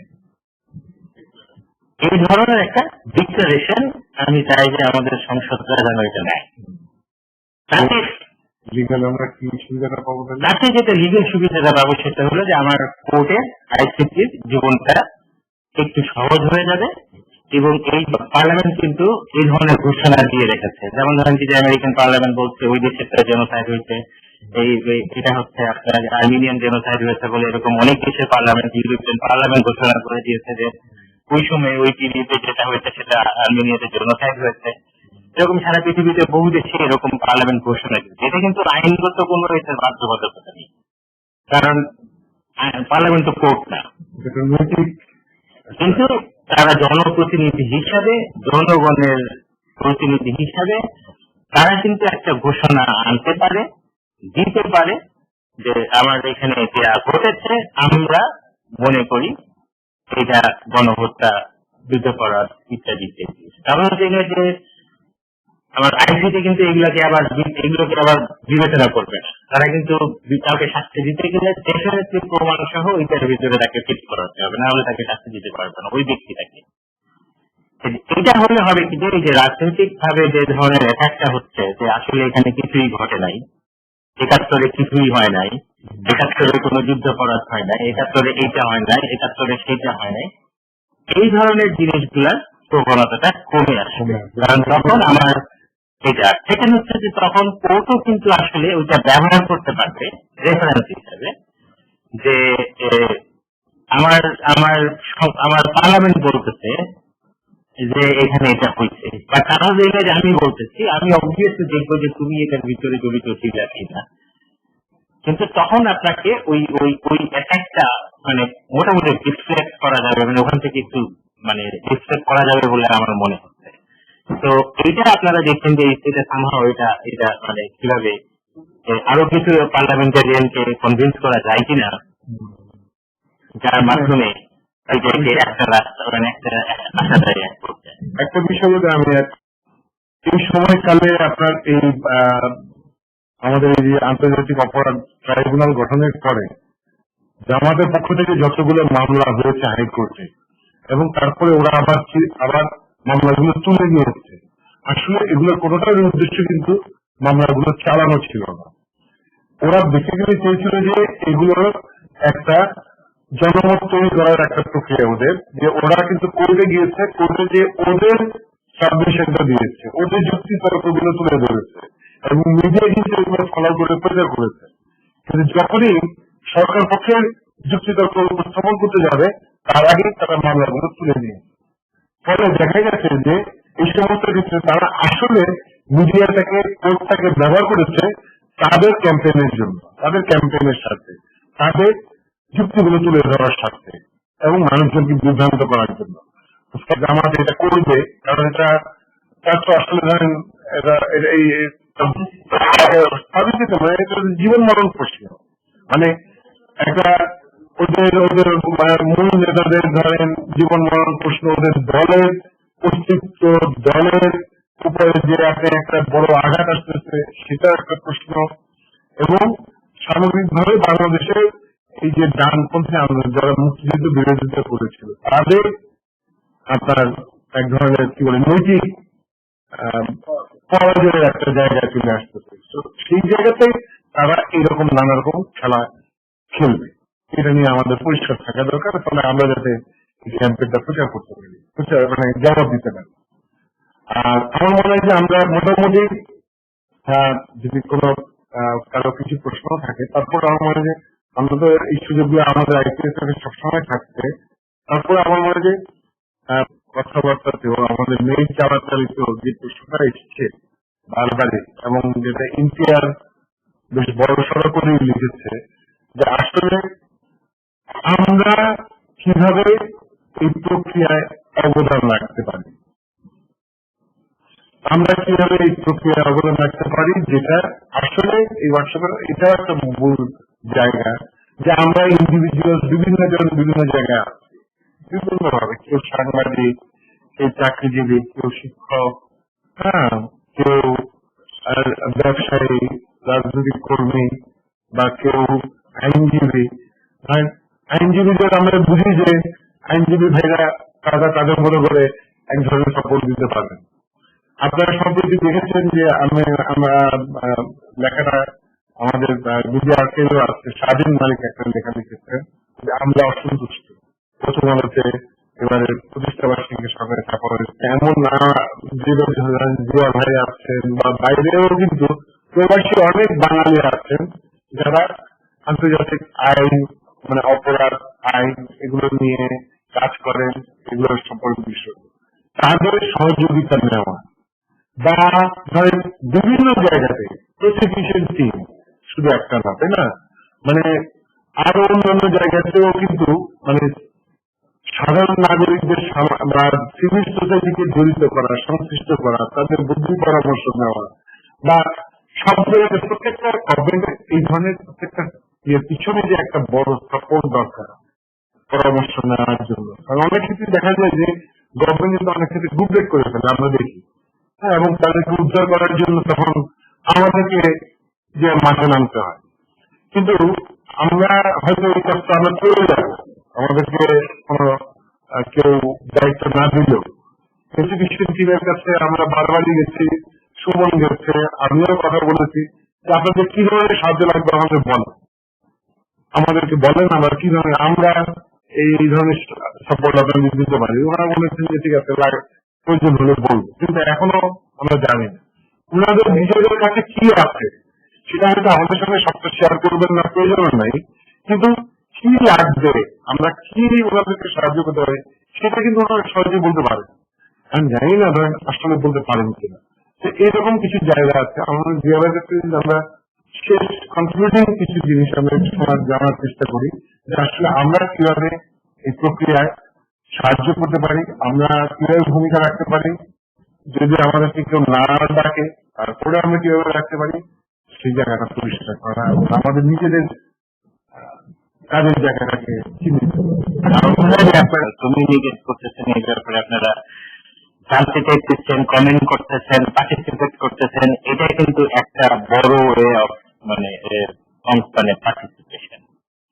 অবভিয়াসলি মানে সিভিল সোসাইটিটা কোর্টের সাথে কাজ করতেছে না এটা বলা ঠিক হবে না, কারণ দেখা যাচ্ছে কি যে নির্বাহী কমিটি থেকে শুরু করে আরো বিভিন্ন কমিটির সাথে কোর্টের একটা যোগাযোগ আছে, আরো অন্য অনেকের সাথে যোগাযোগ আছে।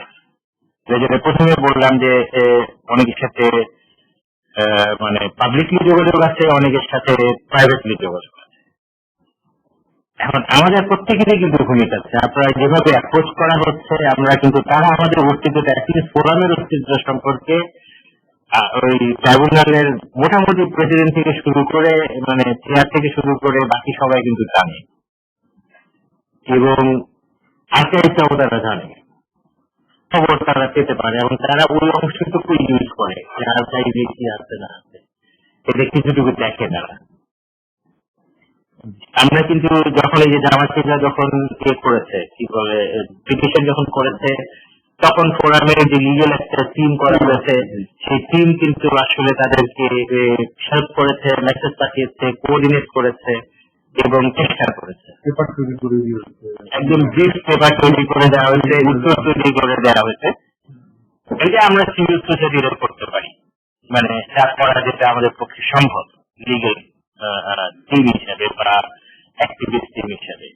এরপরে এর আগে যেটা বললাম যে আমাদের কারোর কাছে যদি কিছু করার থাকে সেটা আসলে করতে হবে, এবং দরজা বন্ধ থাকলেও টক টক করে নক নক করে ঢুকতে হবে যে আমি কিন্তু আছি।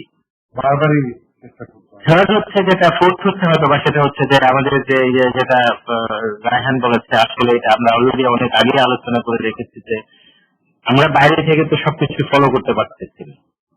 এখানে আমাদের একটা টিম, যেটা আপনি কে দায়িত্ব নেবেন আমি জানি না, কিন্তু আপনাদের কোন একটা মিডিয়া পার্সনের দায়িত্ব নিতে হবে এবং আরো কয়েকটা কোর লোকজনকে নিয়ে তারা চেষ্টা করবে এই আইসিটি সম্পর্কে বুঝতে, জানতে, লিখতে এবং তাদের সাথে একটা লিঙ্ক করতে। কারণ জার্নালিস্ট হিসাবে আপনার যে অ্যাক্সেসটা আছে সেটা কিন্তু অন্য অনেকের হয়তো বা নেই, এবং অত লিমিটেশনের মাঝখানেও কিন্তু বলতে হবে, আপনাকে চেষ্টা করতে হবে আপনার এডিটরকে বুঝাইতে যে না, এটা একটা ইম্পর্টেন্ট ইস্যু যেটা নিয়ে আসলে আলোচনা করার দরকার আছে।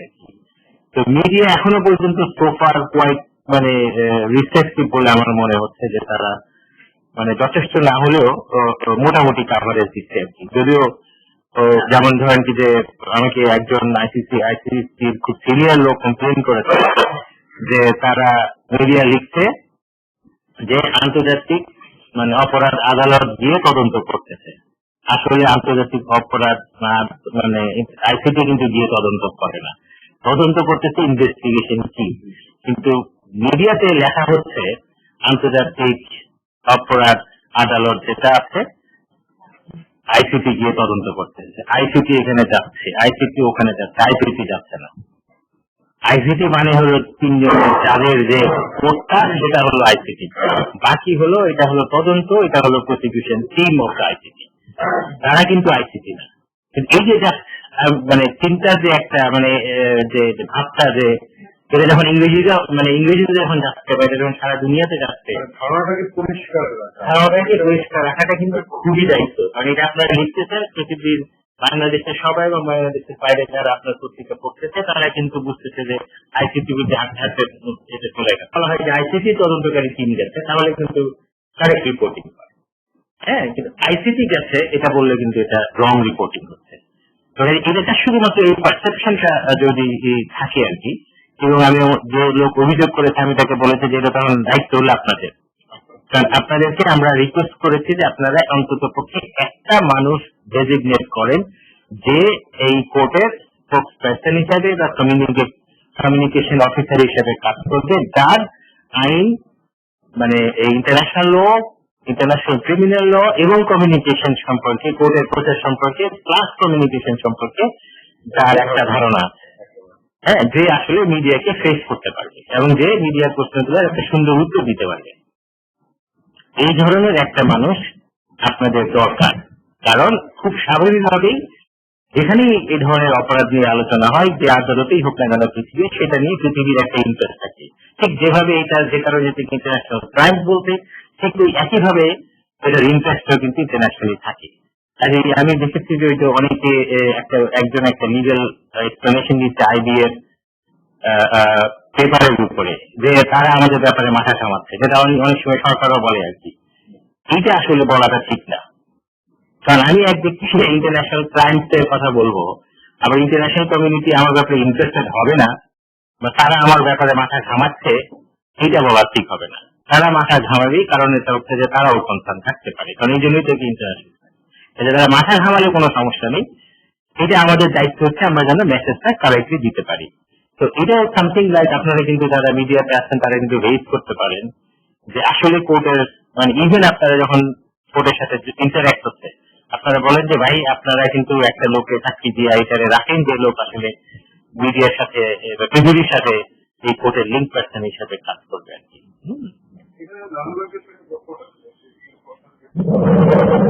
আমরা কি এটা করতে পারি না যে একটা হ্যান্ডবুক টাইপের কিছু আমরা তৈরি করতে পারি না, আমি যেটা বলছেন যে আসলে স্পোকসপারসন কবে আসবেন এবং ওনার কি যোগ্যতা হবে কি হবে, এবং আনফর্চুনেটলি এখানে ঠিক আমাদের সাংবাদিকদেরই বা কতজনের ভিডিও করতে জানতে হবে।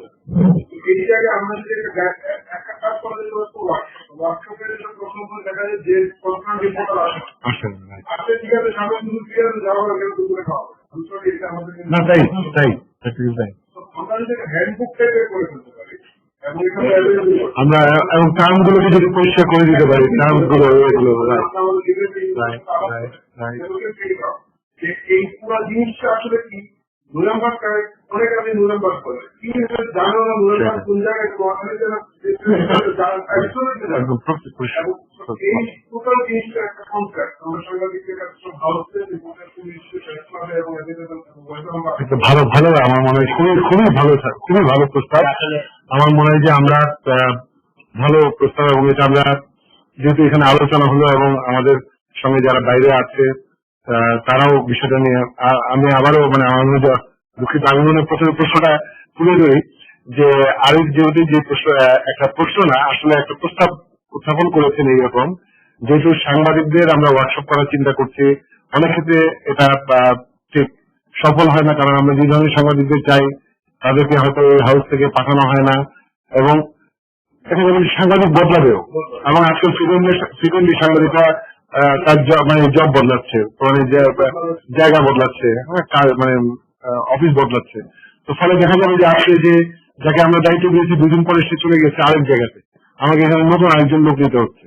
তো এই সমস্ত ক্ষেত্রে যেটা হয় যে আরিফের প্রশ্নটা হচ্ছে যে আমরা একটা হ্যান্ডবুক তৈরি করতে পারি কিনা সাংবাদিকদের জন্য যে টার্মস গুলো পরিষ্কার করে দেওয়া বেসিক কতগুলো জিনিস যে এই আন্তর্জাতিক অপরাধ ট্রাইব্যুনাল নিয়ে মূল আইনটা এবং তার পাশাপাশি এটা সম্পর্কে কিছু লেখালেখি যেটা ধরেন জিয়া ভাইয়ের আছে বা আমরা এটারও কিছু ট্রান্সক্রিপ্ট আমরা বের করতে পারি আমাদের আজকে এই ওয়ার্কশপ থেকেও কিছু ট্রান্সক্রিপ্ট আমরা করতে পারি।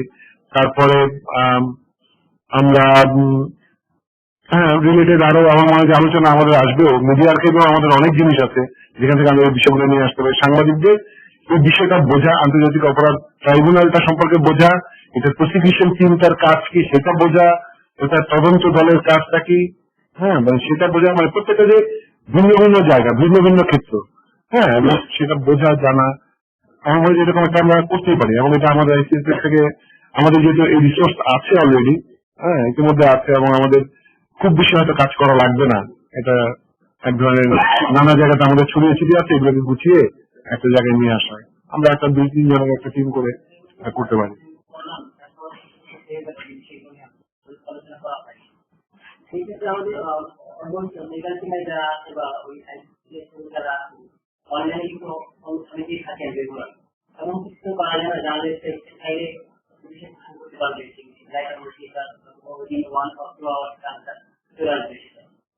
সরি আবার একটু আমি প্রশ্নগুলো দেখতেছিলাম বলে ভালো করে আবার করার পরও এমন অনেক কিছু থাকতে পারে সেক্ষেত্রে অনেক নতুন বিষয় আসতে পারে এমন একটা সুবিধা করতে পারি না আমরা যে আজকে একটা ইভেন্ট থাকবে বা থাকবে যেখানে জার্নালিস্ট আনসার করলে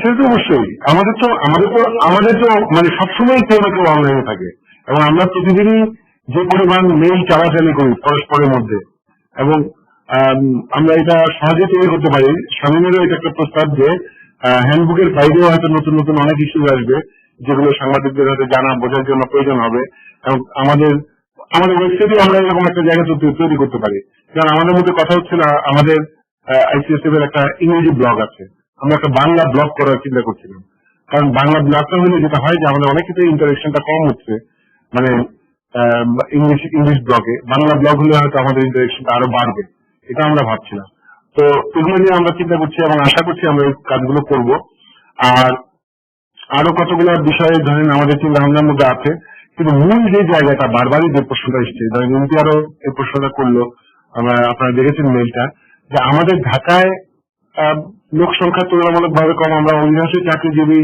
তারপরে আমরা কিন্তু কিছু কাজ নিয়েছিলাম হাতে মিডিয়া আর্কাইভটাকে রেগুলারলি আপডেট করে যাওয়া তারপরে আমাদের ইয়েটাকে আমাদের লাইব্রেরিটাকে রিচ করে যাওয়া সেই কাজগুলো কিন্তু আসলে পিছিয়ে গেছে অনেকটা এগিয়ে এবং আমরা এর আগেও 2 দফা বসেছিলাম ঢাকায় আমাদের আইসিএসএফ ঢাকা টিম তো সেখানে আমাদের এই কাজগুলোকে এগিয়ে নেওয়ার জন্য কিছু আলোচনা হয়েছিল, কিন্তু খুব একটা অগ্রগতি আসলে হয়নি।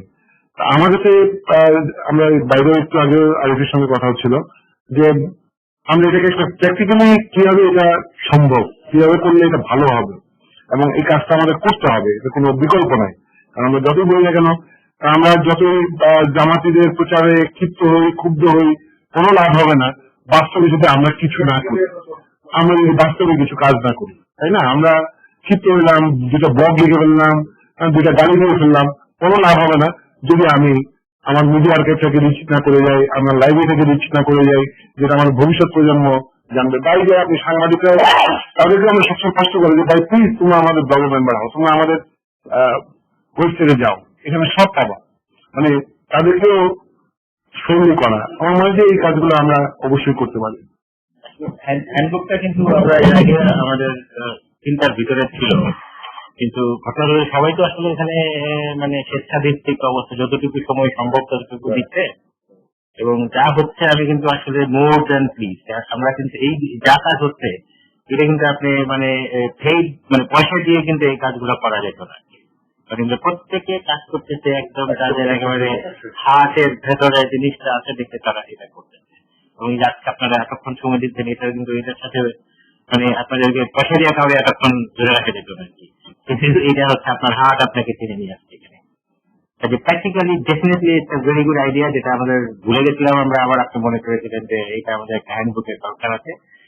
আসলে অন্যান্য যত ক্যাম্পেইনে আমি জড়িত আছি প্রত্যেক ক্ষেত্রেই কিন্তু এটা খুব কমন স্ট্যান্ডার্ড একটা প্র্যাকটিস, সহজ ভাষায় সহজ কঠিন জিনিসটাকে সহজ ভাষায় বুঝিয়ে দেওয়া, যেটা অবশ্য আবার খুব সহজ কাজও না, কিন্তু হ্যাঁ এটা কিন্তু যথেষ্ট সহজ কাজ না। যেটা মূল যে সমস্যাটা হয় বিশেষ করে আন্তর্জাতিক ক্রিমিনাল লতে যেটা হয় সেটা হলো যে পরিভাষা এবং পরিশব্দগুলো পাওয়া আর কি, হ্যাঁ, এবং এই যে টার্মিনোলজি, এই যে আপনার এক মিনিটের জন্য যেটা বলে দিচ্ছি যে আমরা গণহত্যাটা লিখতেছি হচ্ছে জেনোসাইডের প্রতিশব্দ, ঠিক আছে, কিন্তু যে কারণে বিডিআরে যখন আমার 57 জন সোলজার যখন মারা যান, আমরা অনেকেই মনে করি এটা গণহত্যা হয়েছে, এবং অনেকে প্রশ্ন উঠায় যে এটা গণহত্যা কিনা আর কি। কিন্তু গণহত্যা কিন্তু আসলে ওইটা না, গণহত্যা কিন্তু জেনোসাইড না। জেনোসাইড হচ্ছে একটা সেই হত্যাটা যে হত্যার পেছনে একটা ইন্টেনশন আছে, একটা লক্ষ্য আছে, একটা সবকিছু আছে। গণহত্যা কিন্তু আসলে আপনি একটা নিয়ে আসে, আপনি মেশিন গান নিয়ে এসে আপনি দিদি করে দিলেন এবং সব লোক মরে গেল। হ্যাঁ, আপনি যেমন ধরেন এটা হলো মাস কিলিং, যেটা হচ্ছে সেটাকে মাস কিলিংকে আপনি আবার যেই মুহূর্তে বাংলা করবেন অমনি কিন্তু গণহত্যা হয়ে গেল। তো কাজেই আপনার গণহত্যাটাকে আমরা এখনো পর্যন্ত মানে জেনোসাইড থেকে কিন্তু এখনো পর্যন্ত আমরা এক্সাক্ট তার যে বাংলা তার নাম সেটা বের করতে পারিনি, কিন্তু আমরা লিখছি গণহত্যা বলে।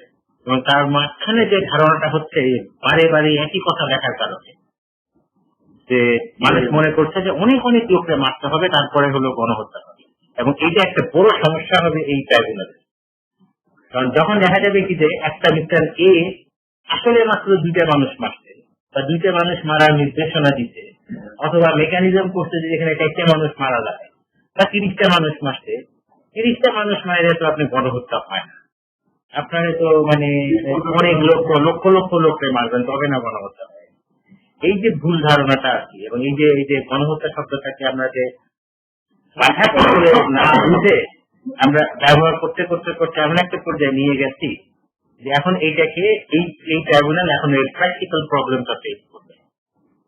যদি তারা গণহত্যাকে কারোকে যদি অভিযুক্ত করে তখন তাদেরকে কিন্তু এটা ব্যাখ্যা দিতে হবে যে ভাই এটা কিন্তু আসলে একটা লোকের মাইরাও কিন্তু আপনি গণহত্যা করতে পারেন, কারণ আপনার এই কনটেক্সটটা ছিল, কনটেক্সটে আপনি তারে মারছেন, এই লক্ষ্যে তারে মারছেন, এই উদ্দেশ্যে তারে মারছেন। তো কাজে এটা ইজ ভেরি ইম্পর্টেন্ট। এখানে পরিশব্দ একটা বড় চ্যালেঞ্জ। তারপরে হলো যে আবার আইনকে সহজে বাংলা লেখা হলো মোটামুটি চ্যালেঞ্জিং, কারণ সব কনসেপ্ট গুলো হচ্ছে ইংরেজিতে। তারপরে এখন আমাদের ভিতরে এত স্কিল আছে, মানে ইন্ডিভিজুয়ালি না, মানে কালেক্টিভলি এত স্কিল আছে আমাদের। হ্যাঁ, এই যে আমরা এখন দেখতেছি আমরা কথা বলতেছি, কাজে আমাদের এবিলিটি কিন্তু অনেক আছে, যেহেতু আমরা ওয়ার্কিং এজ এ গ্রুপ। কাজেই এটা সম্ভব, এটা আমি ফেরত যাবো আমি খুবই অল্প সময়ের ভিতরে, এবং আমার লিগাল টিমের ভিতরে আপনার এখনই হয়তো আমি একটা চেষ্টা করবো একটা মেসেজ দিতে, এবং ওনারা শুনতেছে আসলে যে আমরা কি বলতেছি। এটা কত দ্রুত সম্ভব একটা টেক্সট তৈরি করা হবে। মোস্টলি এই টেক্সটটা হবে ইংরেজিতে প্রথমে, কারণ হচ্ছে যে এটা আমাকে যদি আপনি বলেন এটা অনুবাদ করতে, তাহলে আমরা খুব বিপদে পড়ে যাবো আর কি। সেক্ষেত্রে আমরা সাহায্য করবো। কিন্তু টেক্সটটা দেওয়া হবে, আবার এই টেক্সটটা আমরা এক্সচেঞ্জ করতে পারি, যে একটা বাংলা হলো, তারপরে মনে হয় যে আমরা এখানে একটু মানে চেঞ্জ করতে হবে, তারপরে এটাকে ঠিকঠাক করে খুব বেশি কষ্ট হবে না। আর আপনাদের সাথে নিশ্চয়ই কোনো প্রিন্টের সাথে যোগাযোগ থাকবে, এবং মানে এগুলো প্রিন্টিং করাটা খুব একটা ডিজিটাল কপি হতে পারে, এবং এটা মানে প্রিন্টিংটা খুব একটা কঠিন হবে না আর কি।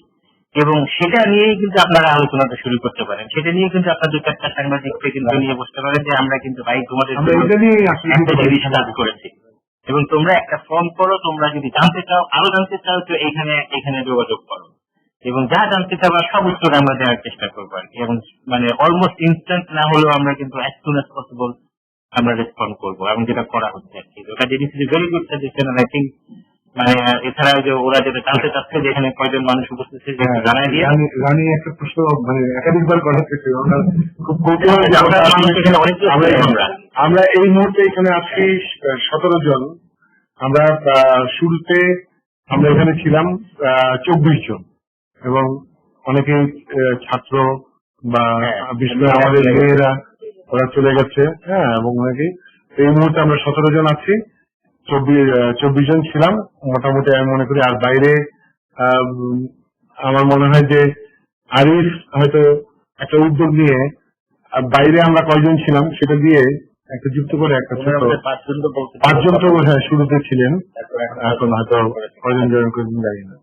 আমার মনে হয় যে আমাদের খুবই আসলে একটা ফলপ্রসূ একটা আলোচনা হয়েছে। আমরা মনে হয় যে আমাদের ধারণাগুলো, আমরা মূল উদ্দেশ্য যেটা ছিল যে আমাদের ধারণাগুলো পরিষ্কার করে নেওয়া, এই আন্তর্জাতিক অপরাধ ট্রাইব্যুনাল সম্পর্কে, বিচার প্রক্রিয়া সম্পর্কে আমাদের ধারণাগুলো পরিষ্কার করা, আমাদের যে প্রচারগুলো চলে আমাদের বিরুদ্ধে বা আমাদের বিরোধী পক্ষ, আমাদের প্রতিপক্ষ যে প্রচারগুলো চালায়, তাদের অনেক কিছু সম্পর্কে আসলে আমাদের পরিষ্কার ধারণা ছিল না। অনেক ক্ষেত্রে আমরা পরিষ্কার জবাব দিতে পারতাম না, এবং আমাদের এক সৌভাগ্যই হোক, মানে এটা সৌভাগ্যই বলবো আমরা, যে একটা সুযোগে জিয়া ভাইকে আমরা ঢাকায় পেয়েছি, এবং পাওয়ার কারণে এই আলোচনাটা করলাম। আমি মনে করি যে আমরা দেখেন, আমরা একেবারে অন্যরকম একটা জিনিস, আমরা একটা ভার্চুয়াল জগতের মানুষ ছিলাম সবাই। আমাদের জন্ম হয়েছিল ভার্চুয়ালি, মানে মেইলের মাধ্যমে অমুককে মেইল করেছি, মানে বিশেষ করে আমার মনে হয় যে রায়হানের উদ্যোগটা ছিল শুরুতে, রায়হান রশিদ মেইল করেছে, এবং তারপরে কিছু লোককে জড়ো করেছে, হয়তো লন্ডন এসে জড়ো করেছে, ঢাকায় আমাদের সঙ্গে যোগাযোগ করেছে, বিভিন্ন ব্লগের সঙ্গে যোগাযোগ গুলো হয়েছে, বিভিন্ন ব্লগ গুলোকে সক্রিয় করার চেষ্টা হয়েছে, ব্লগে পোস্ট দেওয়া হয়েছে, এবং এইভাবে করে ভলেন্টিয়ার তৈরি করা হয়েছে। এবং আমরা ছিলাম আসলে একটা ভার্চুয়াল টিম, এবং এই ভার্চুয়াল টিমটা ঢাকায়, চিটাগংয়ে, লন্ডনে, সিডনিতে, কানাডায়, ওয়াশিংটনে, আর জামাল ভাই আছেন কোথায়? ডালাস। তো মানে আসলে একেবারে পুরো বিশ্বে ছড়ানো আমাদের।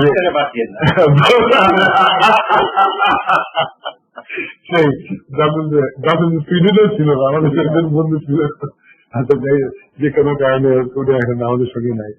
তো যাই হোক, কিন্তু আমরা মনে করি যে এটা একটা ইউনিক জিনিস, যে এবং আমাদের সবারই একটাই লক্ষ্য, একটাই উদ্দেশ্য, সেটা হচ্ছে আমরা আমাদের দেশে যে মানবতার বিরুদ্ধে যে অপরাধটা হয়েছে 1971 সালে আমাদের জনগণের উপরে, আমাদের মানুষের উপরে, আমাদের ভাই বোনের উপরে, আমাদের আত্মীয় স্বজনদের উপরে, তাই না, আমাদের দেশবাসীর উপরে, সেটা বিচার আমরা চাই। এবং আমরা আসলে এই অপরাধ বোধ থেকে মুক্তি চাই। আমরা 40 বছর ধরে যে অপরাধ বয়ে বেড়াচ্ছি, যে বিচার না করা, এবং এই বিচার না করার সংস্কৃতি, যেটা পরিষ্কার ভাবে জিয়া ভাই বলছিলেন, বিচার না করার সংস্কৃতি আমাদেরকে কিন্তু পরবর্তীতে আরো অনেক বড় বড় অপরাধের দিকে ঠেলে দিয়েছে। আমাদের দেশে আরো বড় বড় অপরাধ হয়ে গেছে গত 40 বছরে, ভয়ঙ্কর নৃশংস সমস্ত ঘটনা ঘটে গেছে। তো আমরা নতুন করে আসলে ভাবতে শিখছি, জানছি, বুঝছি, এবং বিশেষ করে আজকে নতুন প্রজন্ম কিন্তু অনেক বেশি ছোটখাটো, আমি বলবো স্পষ্টভাষী। আমাদের ছেলে মেয়েদের যখন দেখি, তারা কিন্তু অনেক স্পষ্টভাষী, আমরা কিন্তু অনেক শর্টকাট ভাবি, এটা রাজনৈতিক ইমপ্লিকেশন কি, এই কি সেই কি। কিন্তু আমাদের ছেলে মেয়েদের আমরা দেখি যে তারা কিন্তু সরাসরি বাবার মুখের উপর বলে ফেলে, বাবা তুমি ভুল বলছো, ধরেন এটা আমরা জীবনে চিন্তা করতে পারতাম না, তাই না? মানে এই যে জায়গাটা যে পরিবর্তন আসছে, আমার মনে হয় যে আমাদের দেশেও একটা পরিবর্তন এসছে, আমাদের মানুষের মধ্যেও পরিবর্তন এসছে। তো এগুলোকে আমরা কাজে লাগাই। আর আমাদের সামনের সময়টা বোঝা যাচ্ছে বেশ কঠিন সময়, আমাদের মাত্র শুরু। এবং ভার্চুয়াল জগৎ থেকে আমরা এখন প্রকাশ্যে এসেছি, সামনাসামনি হয়েছে, একসঙ্গে হয়েছে, এবং আমরা ঘটনাচক্রে আমাদের আনসার ভাইকে পেয়েছি, রায়হানকে পেয়েছি। হ্যাঁ, মানে সূচনার মানুষ। একেবারে হ্যাঁ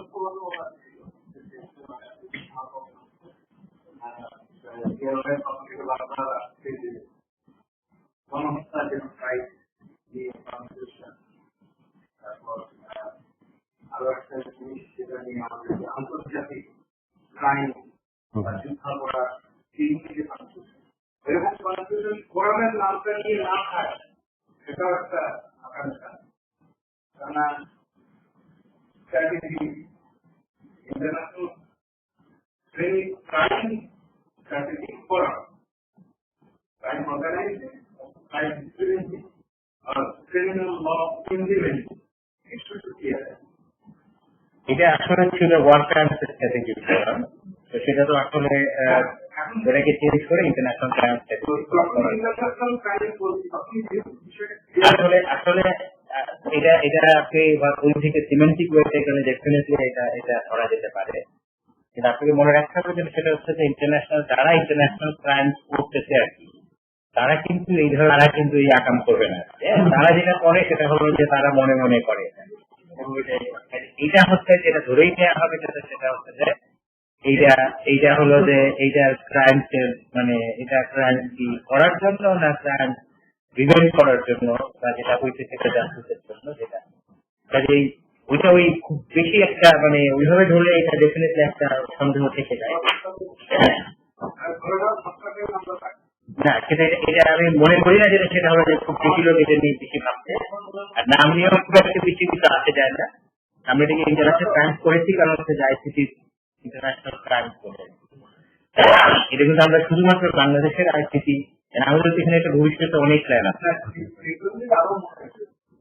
হ্যাঁ, সেটা ঠিক আছে। কিন্তু আবার যখন পরবর্তীতে যখন দেখা যাবে কি যে আমরা এগুলো তো আবার অনেকগুলো ব্যাপার আছে, তো যে আপনার ডোমেইন রেজিস্ট্রেশনের ব্যাপার আছে, এটার নাম পাওয়ার ব্যাপার আছে, এটা কেমন একটা কিছু করতে হবে যেটা মানুষের মনে রাখি। আমাদের কিন্তু অনেক চিন্তা করতে হচ্ছে, এই অনেক দিনের অনেক দিন আছে যে এখান থেকে মুভমেন্ট করতে গেলে আমার এত ডকুমেন্ট আছে এই এক সাইটে, সেখান থেকে আমাকে আরেক সাইটে ট্রান্সফার করে নিয়ে যেতে হবে।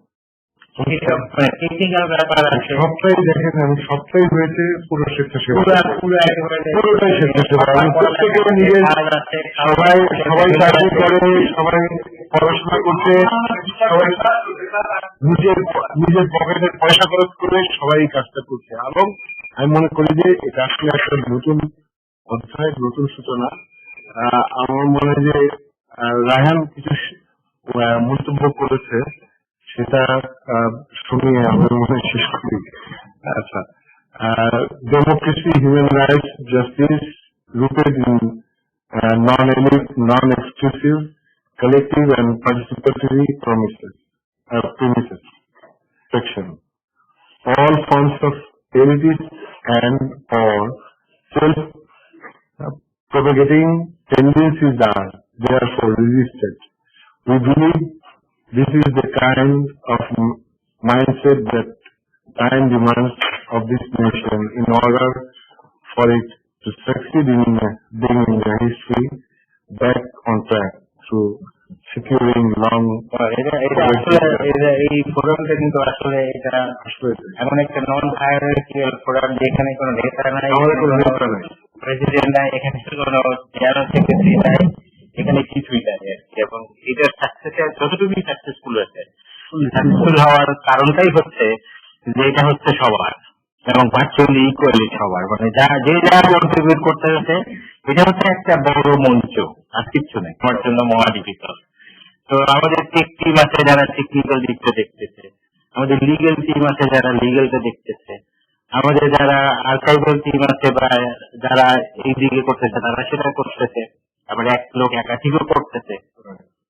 আচ্ছা, যে আমরা আসলে আমাদের যার যার যে ক্যাপাসিটিটা আছে এবং যার যার মানে ইচ্ছাটা আছে সে ভলেন্টারিলি কিন্তু এটা করতে পারে। এখানে কোনো মানে কারোর কোনো অ্যাপ্রুভাল লাগতেছে না, পারমিশন লাগতেছে না, কিছুই করা লাগছে না।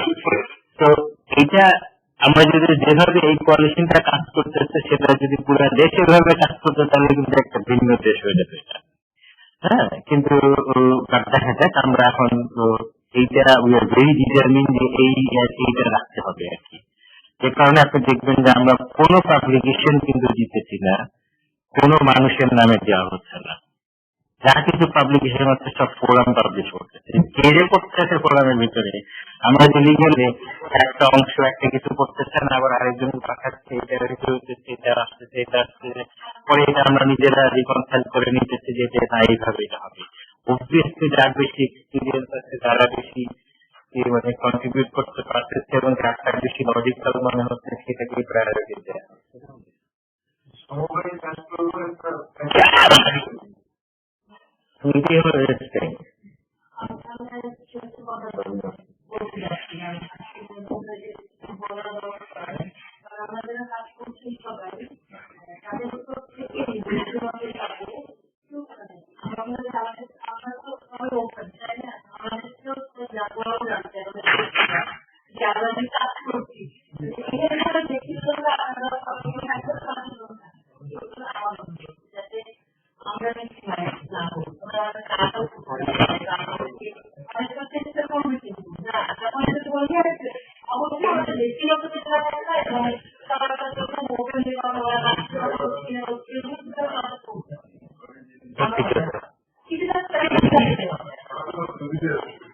সেজন্য যে আসলে ফোরামের নামটা স্ট্র্যাটেজি দেওয়া হচ্ছে যে আমরা যা করবো সেটা এটাই হলো ফার্স্ট টাইম যে আসলে এইভাবে করা হলো। কারণ এটা খুব ইম্পর্টেন্ট ছিল যে এইখানে আমরা কারা আছেন আপনারা কাজ করতেছেন এটা আমাদের জানার একটা দরকার ছিল।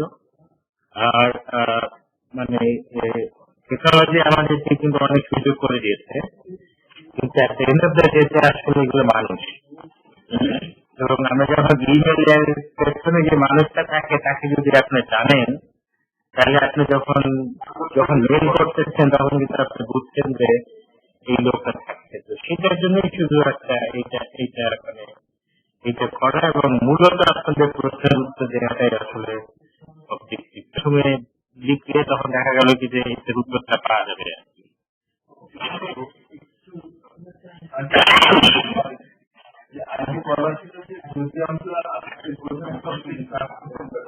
হ্যাঁ, এরপরে এটা হতে পারে। আমার একটা পাত্র পছন্দ আছে যে আমি এটা হলো আপনাদের কাছ থেকে এই ফিলিংটা আসতে হবে। কারণ আমি থাকছি 17 পর্যন্ত থাকছে, 79 রাতে আমি চলে যাব।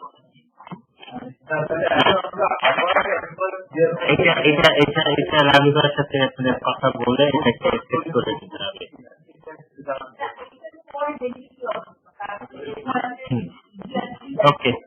Okay, Raihan, thank you very much.